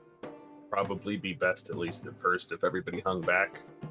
So I didn't exactly tell them I was bringing friends, but I made a contact tonight. Okay. Onwards. Yeah, that seems fair. They said the meeting spot was where they met with Kara, though, right? Like, isn't that just right there Stable. at the stables? Mm-hmm. No, Then I think- no, No? It was the beacon. Crystal Beacon, The beacon, I see. which was like a block or 2 away. It's not like super far. Yeah, it's not far. Okay. Yeah. I think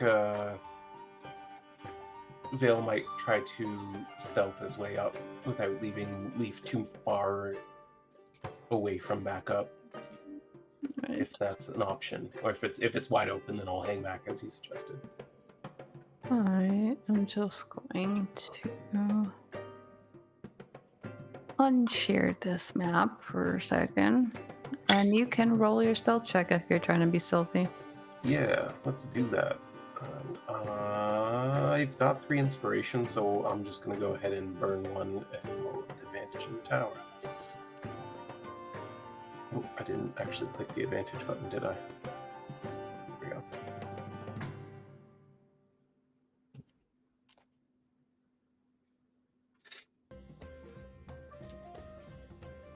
And Leif, you're just kind of walking up.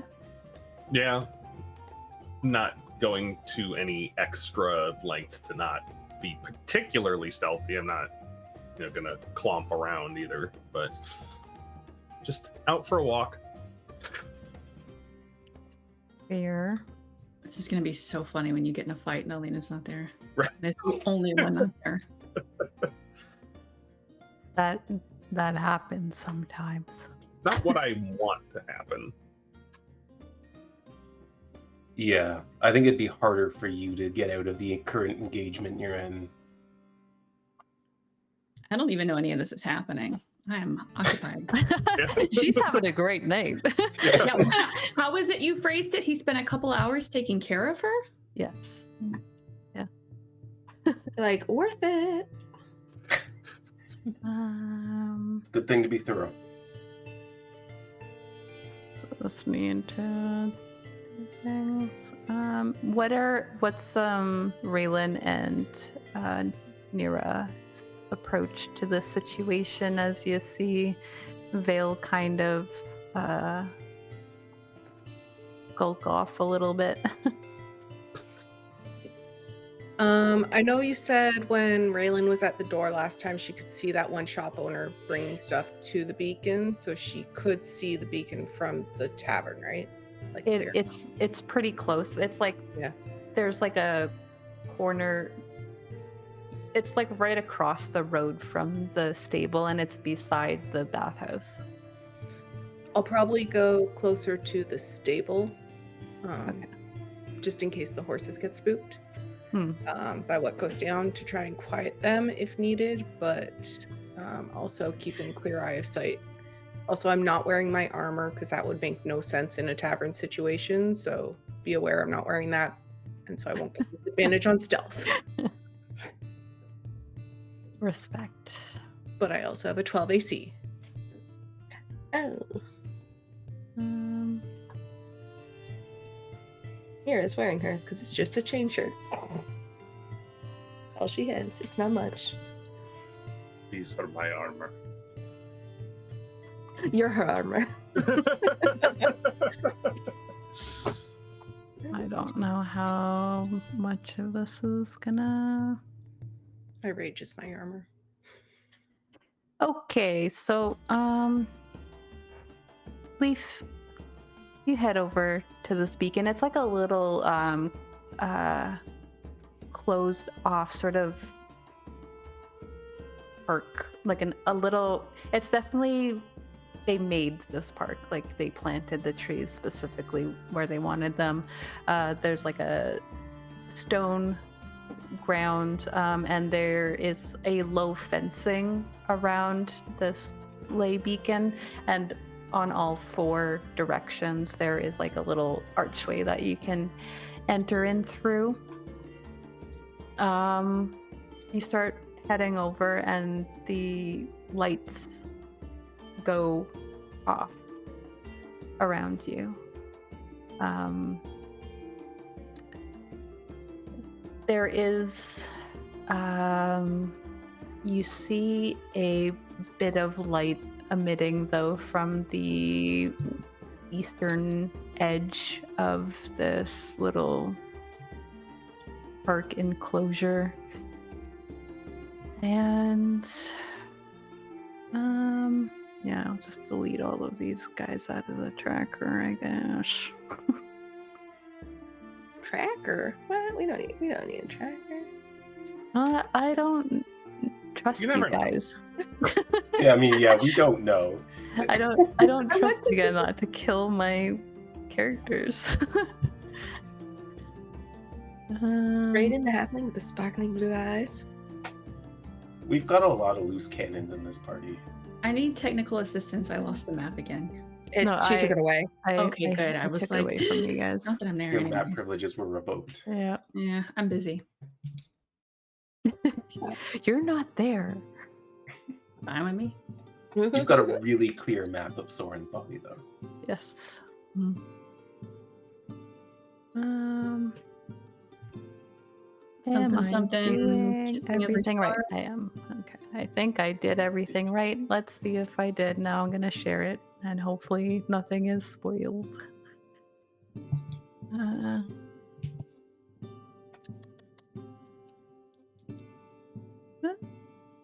Did that work? I see a map. Yes, I see a map. I see Raelynn. Vale. I see everyone. You should also see. Oh yeah. Oh, there's a lot of them. Okay. I'm not remotely worried. It's fine. I'm like, that's a lot. I see. So Well, are I see we. 3. I'm assuming there's more than 3. I see 5, and I'm not. Yeah, I see 5, and I'm. I was like, I kept hearing clicks. I'm like, there's more, and I can't see them because of Right. shadows. Bill kind of slips into the darkness as soon as lights go off, and almost immediately, like as those lights go off, Leif, you're walking up to this center square area, and almost like just from out of the shadows, you it blocked you somehow. I'll just put you where you wanted to go. If you hold shift, it'll bring it through walls. Yeah.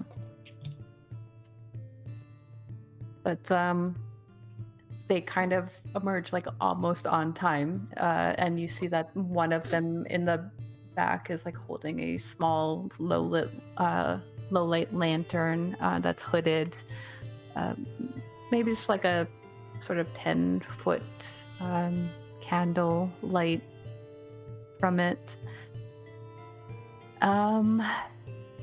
You're not hiding, so they kind of see you immediately, and Brayden kind of points you out to the others, and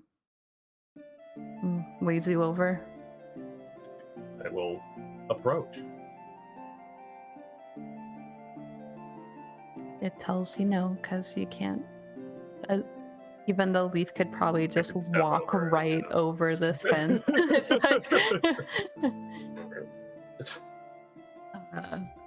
Brayden is just like standing there with his arms crossed, and you see that the one to the west who's holding the lantern is also holding, just under his arm, like a basket full of these little contraptions. And he goes, "Are you followed?"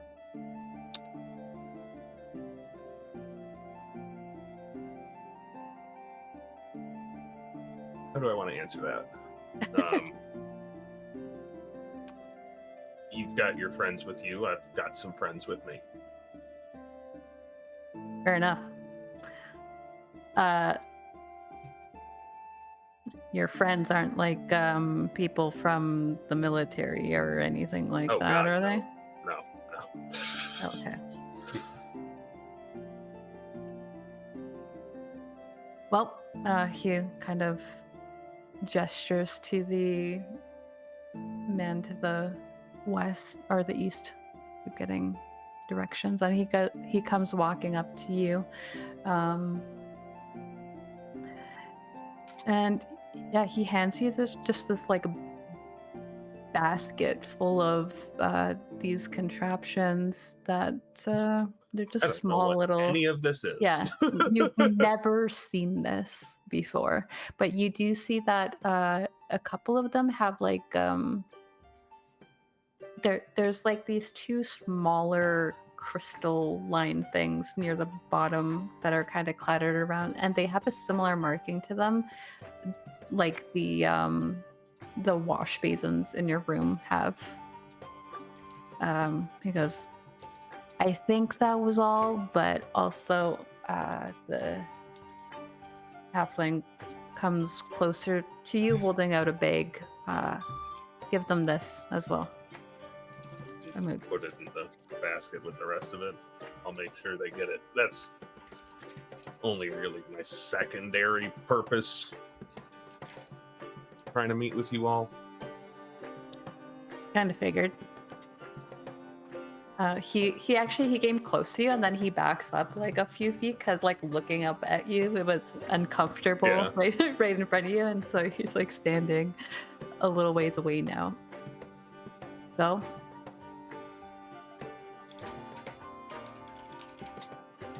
What are you doing with this stuff?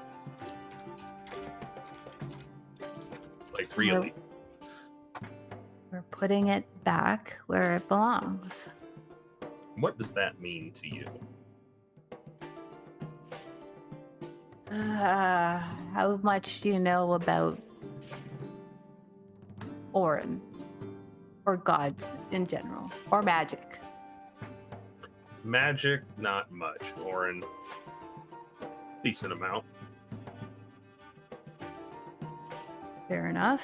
Well, I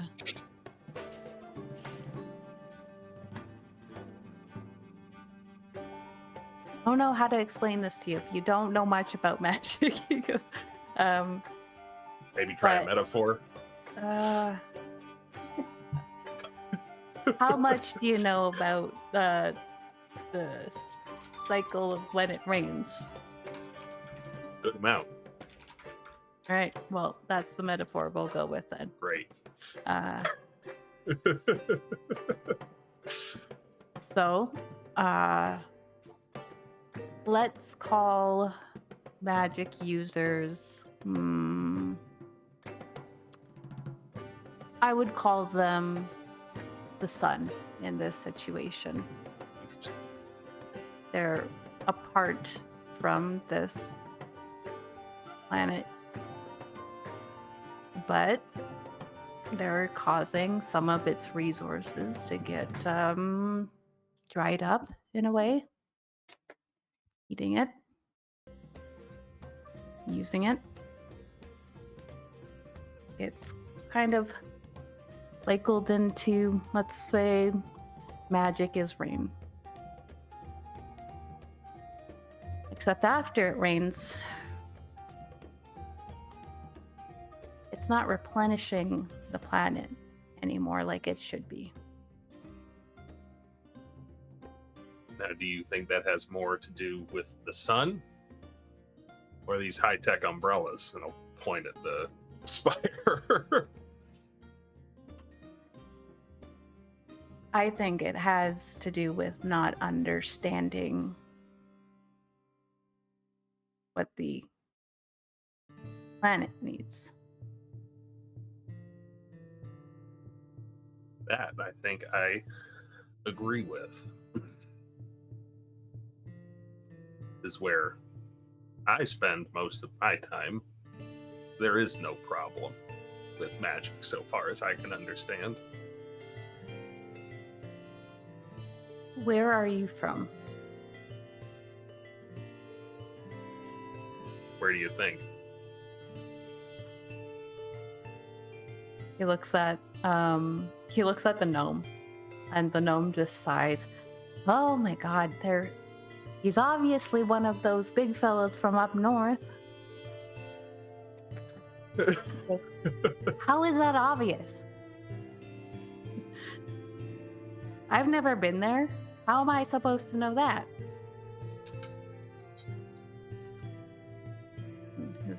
He just like that. But they just kind of seem like they're a little bit like a old married couple with the way they talk to each other. And then Brayden's voice gets like a little bit lower. Wait, you're actually from there, and you want to know what I'm doing? Why? I was born there. I want to know what you're doing because you seem to be in opposition to some of the forces of the status quo, at least to some degree. And a few weeks ago, not even a few weeks ago, some soldiers from this country came pouring over the border. I want to know why. Want to know about the soldiers? Well, I don't know what they're up to. Why would I know that? They're digging holes in the ground and building these spires. He looks over at the gnome. Do you know that? And the gnome like closes at the distance a bit.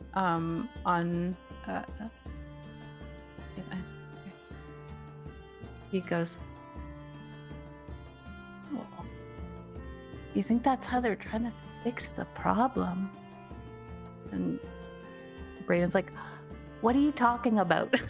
They That's don't what- seem to know what you're talking about. And he goes, "Okay, let me get this straight. You think that we are going into your territory to build more of these things?" Oh, I know that's what's happening. I've seen it. Oh, fuck me.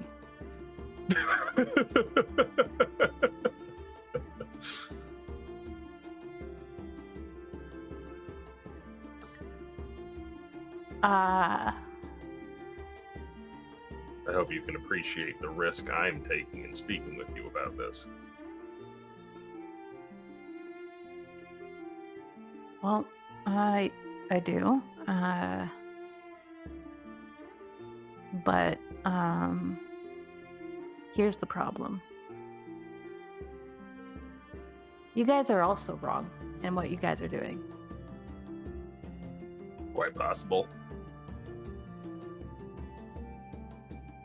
They're working in the right direction for the wrong reasons. These things are not the problem. The problem is that they stopped caring about fucking Orin, who gives them the magic.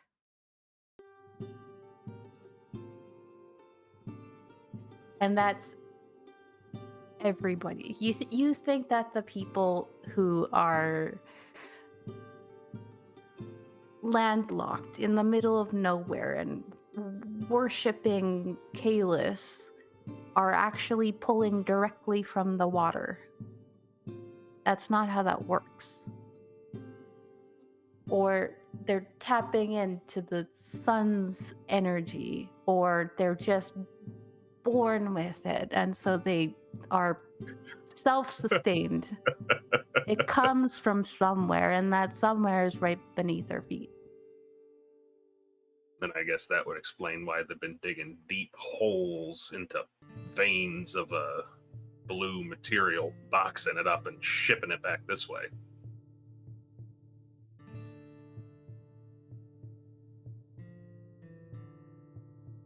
What is the blue material? Yeah, no clue. But they excavated it from beneath where they were about to build one of these things. I think I'm given to understand they're excavating a ley line. I think somebody explained to me. And when we filled the hole, it felt as though the earth was at peace and healed. It's again only because they're using it wrong. We were fine for a long time.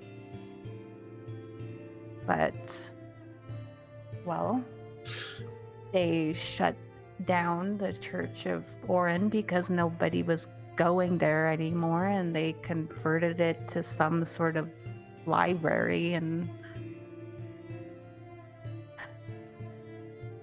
now that monstrosity in the arcane ward stands tall over what should be Orin's.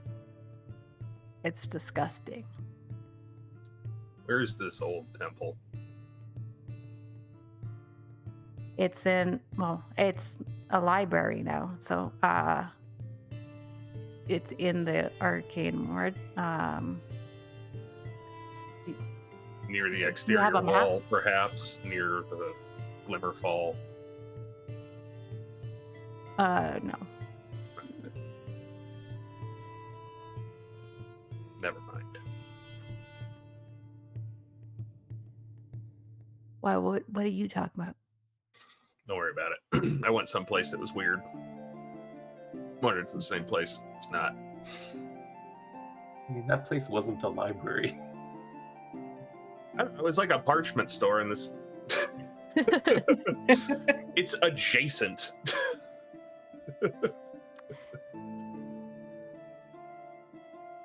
Leif showing up at Staples. Is this your temple? Yeah. Raelynn's I getting all heard you have copies. paper here. You he just kind of like takes a step back and is thinking about this for a moment, and he goes, "You asked me what we're doing. Gave you kind of a vague answer. That's because I thought you were blowing smoke. But if you actually care about this, Care about this.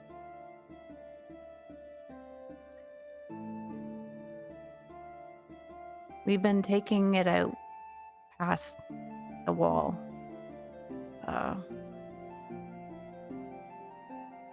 Paying proper respect to Orin. There's a beacon outside of town. They have them every certain distance away. Don't know what exactly, but we've kind of been using that beacon to test the grounds. And what we've noticed is that when we put it back, paying proper tribute, doing the right sacrificial things, that it has been easing back into the ground. But the problem there is that they think that what they're doing is what's with these blackouts. They think that's what's helping the situation. And so they keep doing the same fucking thing, and I am tired of it. Heyo. You are where you are on the map and not moving? It depends. Like, he moved there initially for sure, just to try to get more of a sort of spread to where they can approach from. But given that I know the conversation went quiet a couple times, he might have moved into the bushes a little bit more to try to listen better. Okay. So, like, maybe as far as that, I don't know. I mean, that's probably right on the tree trunk, so I don't know. Whoever would work. I just need to do some things.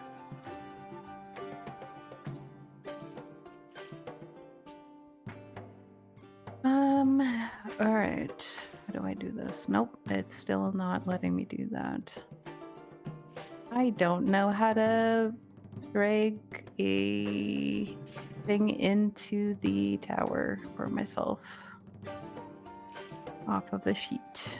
If it's a character sheet, the blue dice button. If it's a skill or ability, then I'm not sure. I think you can just grab the skill, like the C or the S, for like check or save. Or you can drag the word if they've got something in their sheet that says like acrobatics +7. I'm able to do it now. Turns out it is acrobatics, and it is a +7.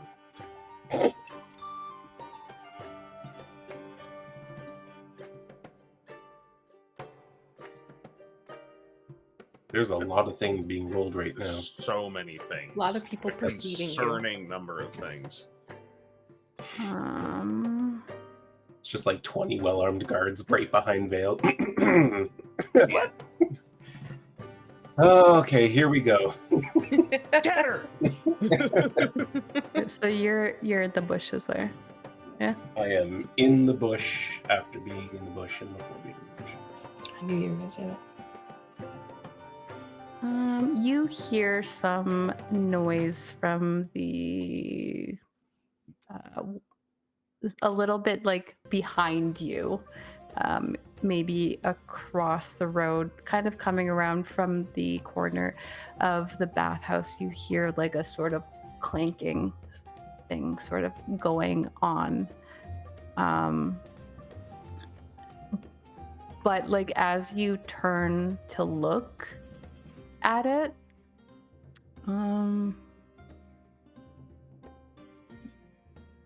you see that there is a dark-skinned woman standing right behind you with her blade drawn, held up toward your neck, and she is going like this to you.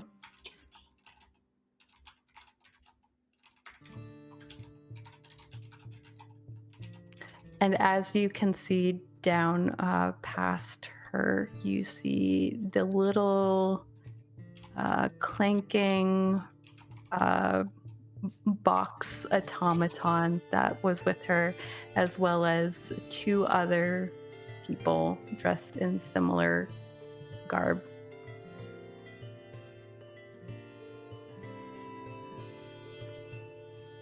What does Vael do?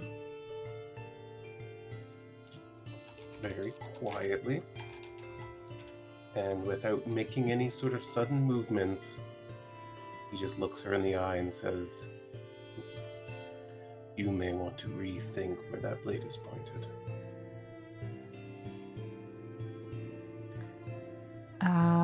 She is going to give you a little bit of a smile and trail it down to your waist.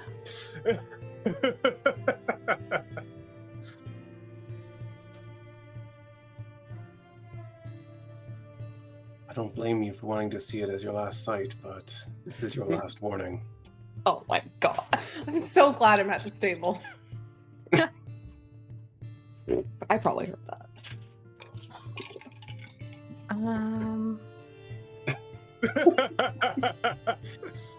She's going to kind of lower the blade so that it's like between your legs, and she pulls you in close and says, "Are you with those?" And she looks over like straight at the two men that are like standing at the southern part of this little park.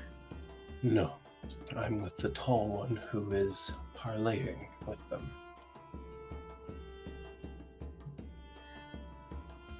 Then stay out of my way. And she is going to, you get to react to this, but she's going to start walking around you to where those two men are standing. Their backs are turned to watch the conversation that's happening.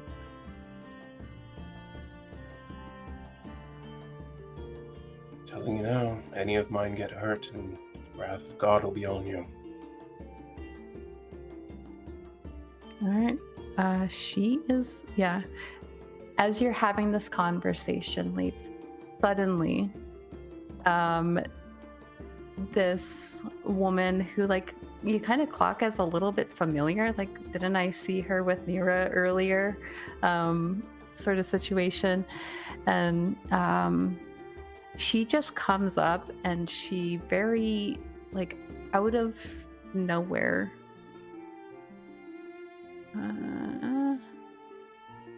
Am I doing this right?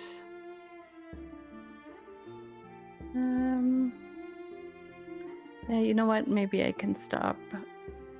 Oh, I realized that I might not have been showing you guys these NPCs either, maybe? I can see them. Oh. Unless it's ones you haven't mentioned yet. Unless there's more. Oh, did one just disappear? Yes. Oh. Okay.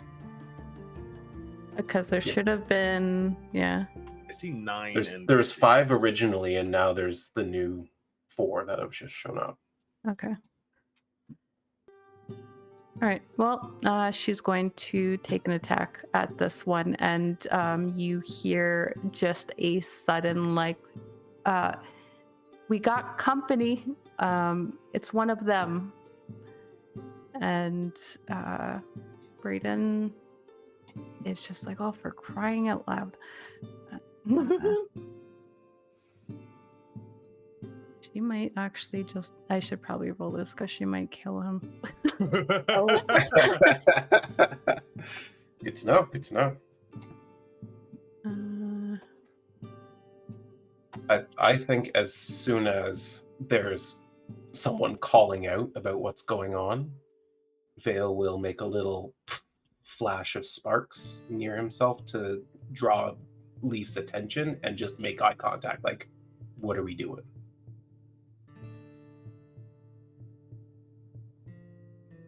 Okay, she missed. Ooh. Yeah, she Wow. comes in. She has the upper hand for like a second, but this guy standing with his back there just suddenly hears like a little crack of a branch beneath her foot, and just like immediately dodges out of the way and turns to draw his weapon on her. Brayden looks to Leif and says, if you're not good in a fight, get lost. Friend of yours? Not exactly.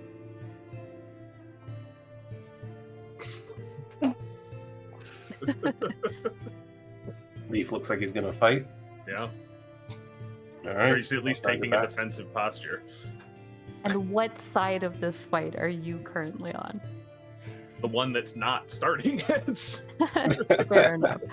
All right. Well, then that Junie is now your enemy. I honestly don't know how I feel about any of these people. I don't really have a stake. I in would it. let them fight it out. Honestly, That's just- my thought as well. That's but fair. if What, Leif's we in the middle of agree? it and starts fighting, I'll back him up. I think he's mostly just taking a defensive stance at this point, Okay. and I think maybe backing up a little bit, All right. but Yeah, not. just in the middle of it. kind He of thing. doesn't know what's going on exactly.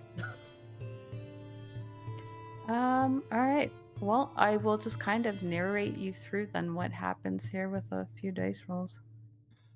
Okay. You kind of watch this. This music is not good for what's happening right now. Music. Yeah, you watch as this woman comes up. Nyra, if you are watching from the distance, you have dark vision. Yeah, I can see them on the map through the windows and stuff.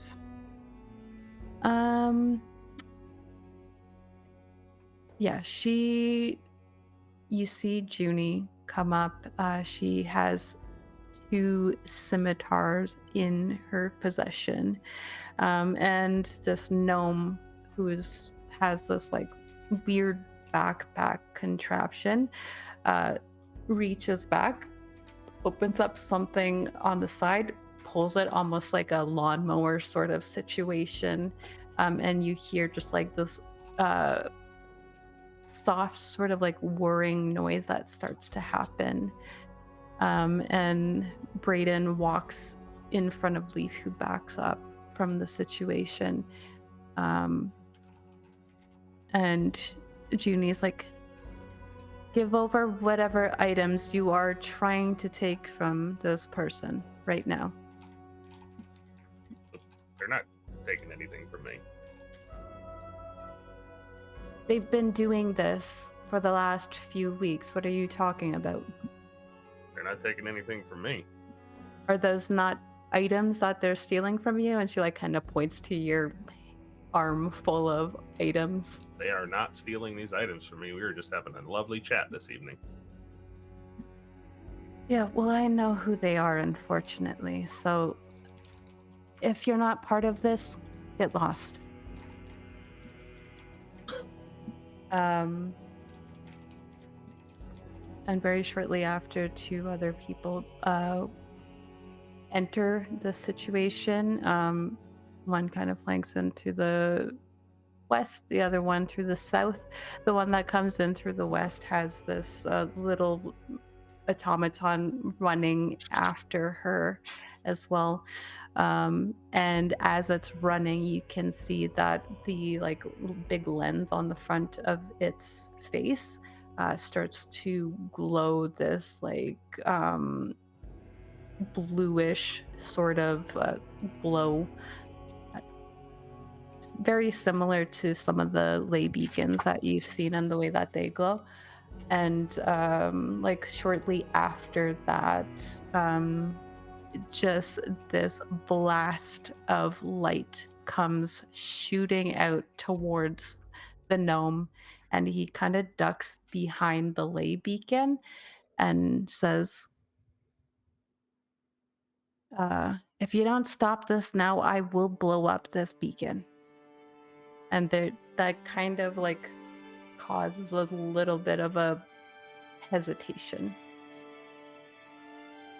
I think Vale at that moment is going to slip over that wall and kind of extend his hands, be like, whoa, whoa, whoa, I think what we need here is some conversation, not blowing anything up.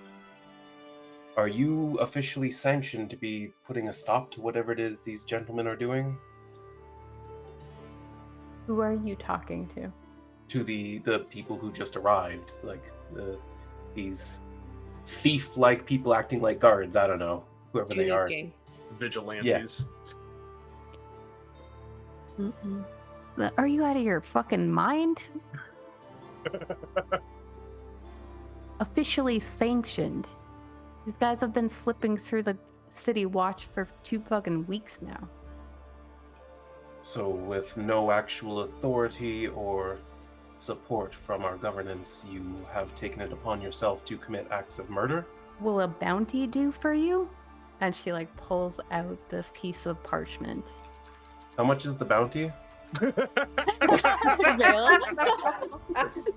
so fast. Hey, I'm just weighing my options. Valid. We like to be well informed. Yeah.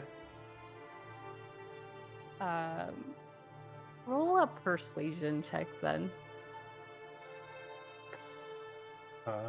Yeah, let's do that. Oof. Not my best work. That's not very good. You're still inspired. You've got 2. Yeah, let's use one. Why not? I was gonna say, Greg's gonna give you more. Oof. Oof, still not great. It's better. Not Great, but better. Yeah. Definitely a scale of response for sure. It's my bounty, and who the hell are you? Why would I tell you that? You'll just take it. Well, I might. But as it stands right now, I see a couple of supposed private citizens with a supposed bounty who are attacking people who are having a very pleasant conversation with my friend. And that's the kind of thing that, well, might land you in some trouble.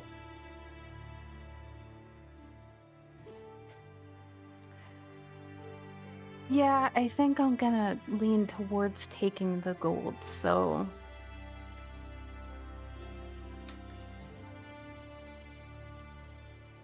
Well, bring it down then, I guess. I don't care. I'm conflicted. You know, it's a complicated thing. You seem to try to kill one of their men before even having a conversation. He's willing to blow a beacon. Maybe you're all criminals. Maybe there's bounties on both of you. All I know is I gotta eat. What the hell, man?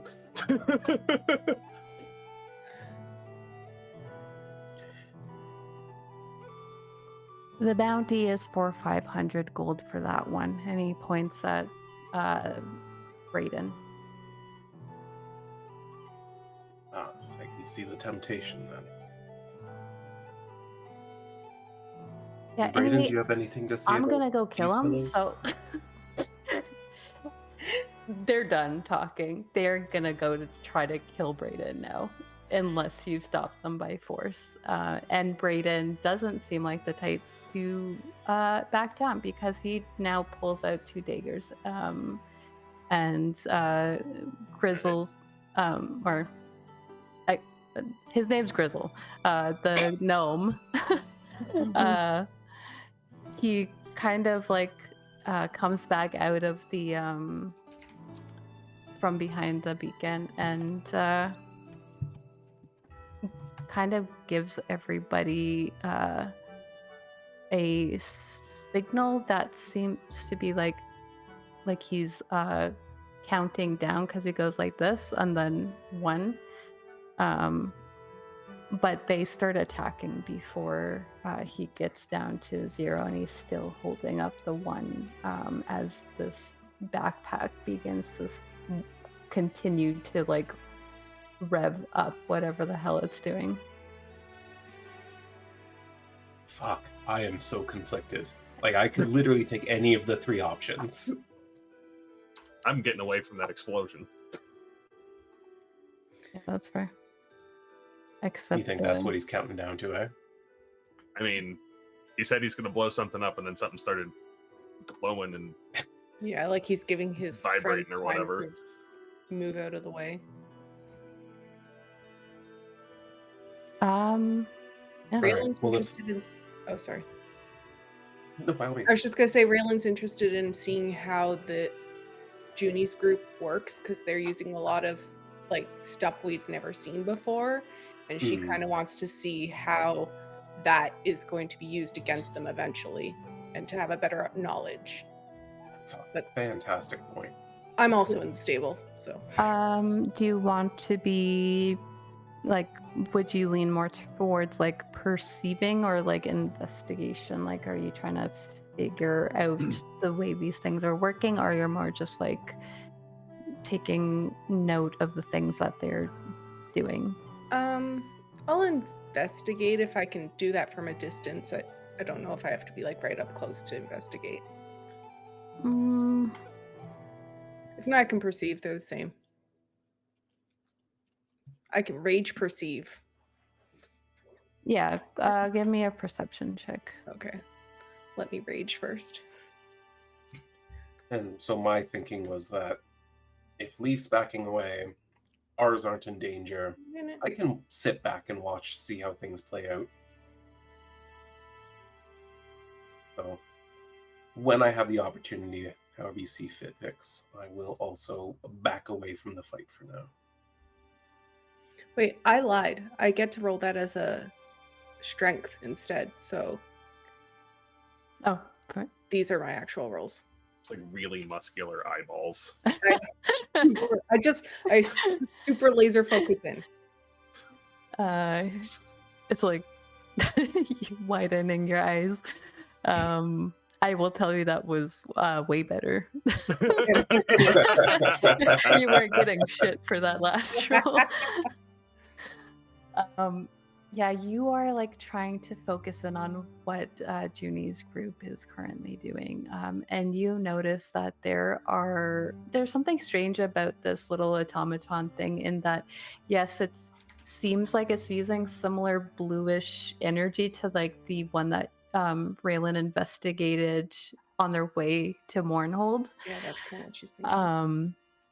So it's definitely like in a similar vein, powered by whatever it is that they power these things with, except it seems to be behaving much differently than the ones that they saw around town, in that it seems to have some sort of like its own will, almost, in that it's like not completely, it's like it's part of the team instead of being commanded by anything. And yeah, Junie and these other 2 people move in, and I'm just, if you guys aren't going to, I don't want to like actually act out this fight if you guys aren't going to be partaking in it, so I'm just gonna do some rolls here on their behalf. Nyra would actually get closer. Okay. Where do you see her being? She's not being stealthy. I think she's gonna go up to the corner like she's just been out for a walk. Okay. And I'm hoping Junie sees her. Junie is currently Busy. engaging in a fight.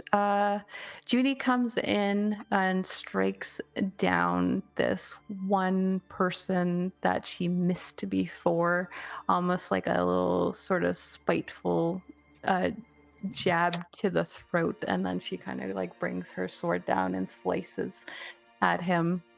The other one that came in the same side with her ends up being like almost in a locked battle, short swords against two scimitars. And they all seem to be fighting in a very similar style that, at least from Raelynn's perspective, as she's like watching them, it's almost kind of like they're like a dance in the way that they move. They just kind of strike in one sweep and then move into the next space near them before they take another strike. And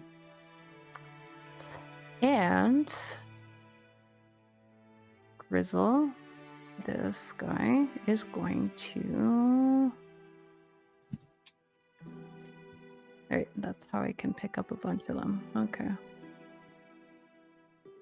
He backs up towards the northern exit as the other one comes in to try to intercept Junie, and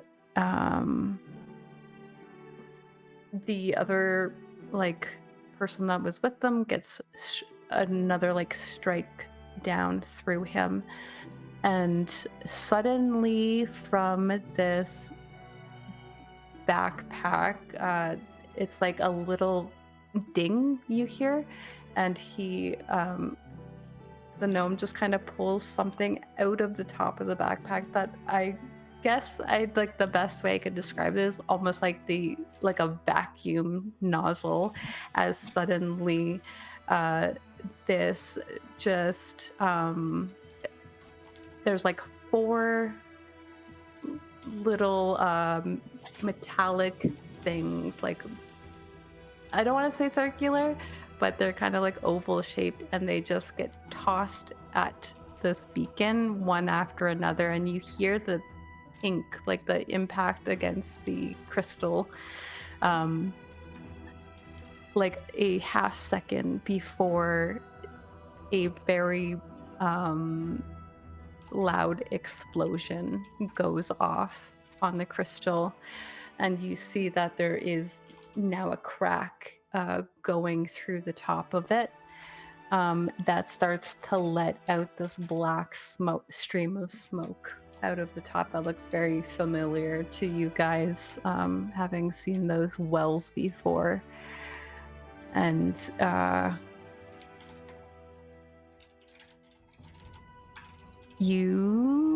Leif would probably hear the gnome goes, "Ah, shit, I didn't think it would do that."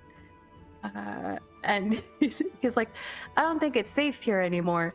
And he's going to start booking it north, and Brayden is shortly like following him, and he's like, "Wait, what do you mean it's not safe here? What are you talking about?" And he's yelling at him, "Just get away from it." He starts yelling. That's good advice, and I'm gonna go a different direction. And I'm definitely at this point moving much faster back towards the inn. Sorry, I didn't like quite. It's fine. Where I was like, yeah, but like whatever. Yeah, and I intend to get to in sight of that open window and Misty steps into it. All right. And Raelynn and Nyra are there.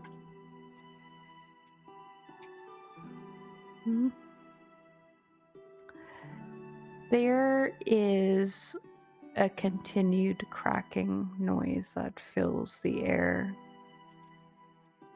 as this beacon starts to crumble, and you can smell this like really awful metallic sort of smoke in the air as it begins to just plume out of this beacon.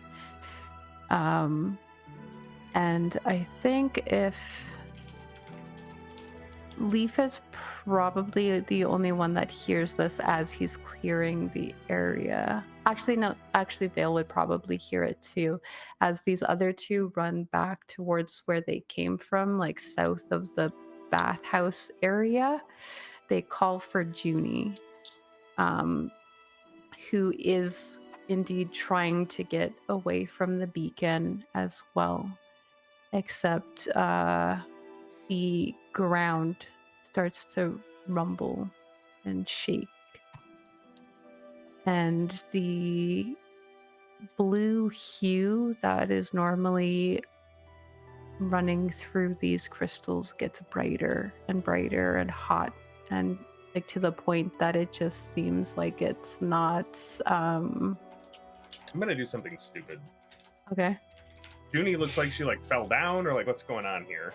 She just was the closest, and she was in the middle of fighting this last person when everyone started to run away. And she starts heading, she gets maybe like 20 feet away from it when it starts to look like she might not make it out of there before something happens.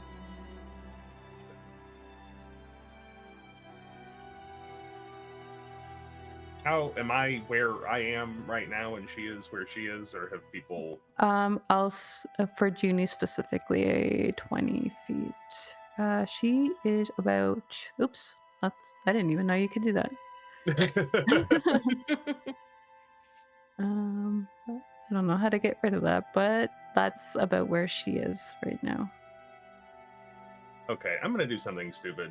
I'm gonna run back in there I'm like, Alright.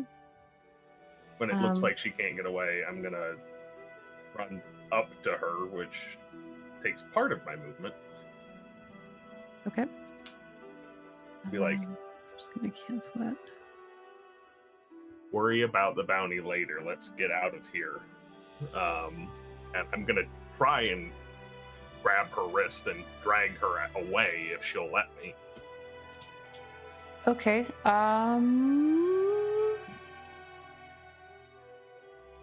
I would like you. How much feet of movement do you have in a turn? I have my base movement is 45, but I am planning on using Step of the Wind to make Which it doubles 90. it. Okay, and you just moved how much? 30. From there? 30. So I should have another 60, and if I'm carrying her with me, that'll half my speed, so I should be able to move another 30 feet away. Alrighty. Which direction are you gonna move in? Can you move yourself to where you want to go once you grab her? Let's see, She's going to let you, by the way. the most directly away that I can, which I think is this way. Okay. And she will come with you. And alright. So you guys kind of flee the area. Vael, you hear as the automaton and the woman are running away. They say, that's not supposed to be able to happen. And the little automaton just like clinks like twice as if it's responding to her, and she goes, I know. And they disappear around the corner. And Leif, as you do this, Junie looks like shocked and then grateful, and then as you guys are running from the area, it is just enveloped in this hot, like bright hot white light, and you can feel just this radiant sort of energy coming from it. Raelynn, you are kind of watching the situation. Nyra, you're also watching the situation. Bill, you kind of have your back turned at the moment. But the two women, you just see this kind of circular mass just erupts from the center point of this beacon. And it's like right in front of you. It's like it almost just missed you, Raelynn. It's like you can see like the edges of it. And you see Leif and this woman get enveloped by it. Nice. Like it just goes out, and Leif, you just see white. I think I reflexively cast darkness. Actually don't get to do anything. Never mind. As you feel just this burning sensation envelop your body, and you can hear Junie screaming at the top of her lungs at the pain that she is currently feeling. And I think we'll pick up there in 2 weeks. Brutal. What the fuck? What a way to That is- end a 2-week gap. Yeah, really. Man, I hope my friends are having a good night. He's getting a Yeah. tan, okay? So is this like Star Wars where I'm the only one left now? Yeah, pretty Yes. much. Seems that way. Yes, I was like, I you know can't what, I'll wait to just meet do my what Aaron party. did. That was my prep today. Yeah, that is not at all how I thought that was gonna go. I thought you guys were gonna fight them, but we'll see how that happens. What happens? Who did you think we were gonna fight? We don't know who to fight. Yeah. Everybody. That's literally never stopped you before. I mean, depends on the character, but so far we've only fought military of our enemy. We don't know who any of these people are. Hmm? Okay. And now we're fighting them in a new way. So I guess let me know if I need to get out a new character sheet or I I'm will- healing Deal spells. with us.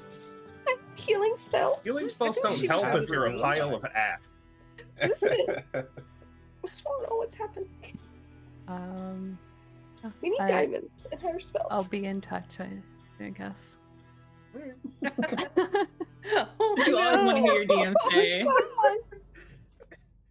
Not Am I in Not that blast? leave. I'm not that far from him. Am I No, okay? you actually moved. I just wasn't bothering to move enough. everybody who was moving Okay. because he went back.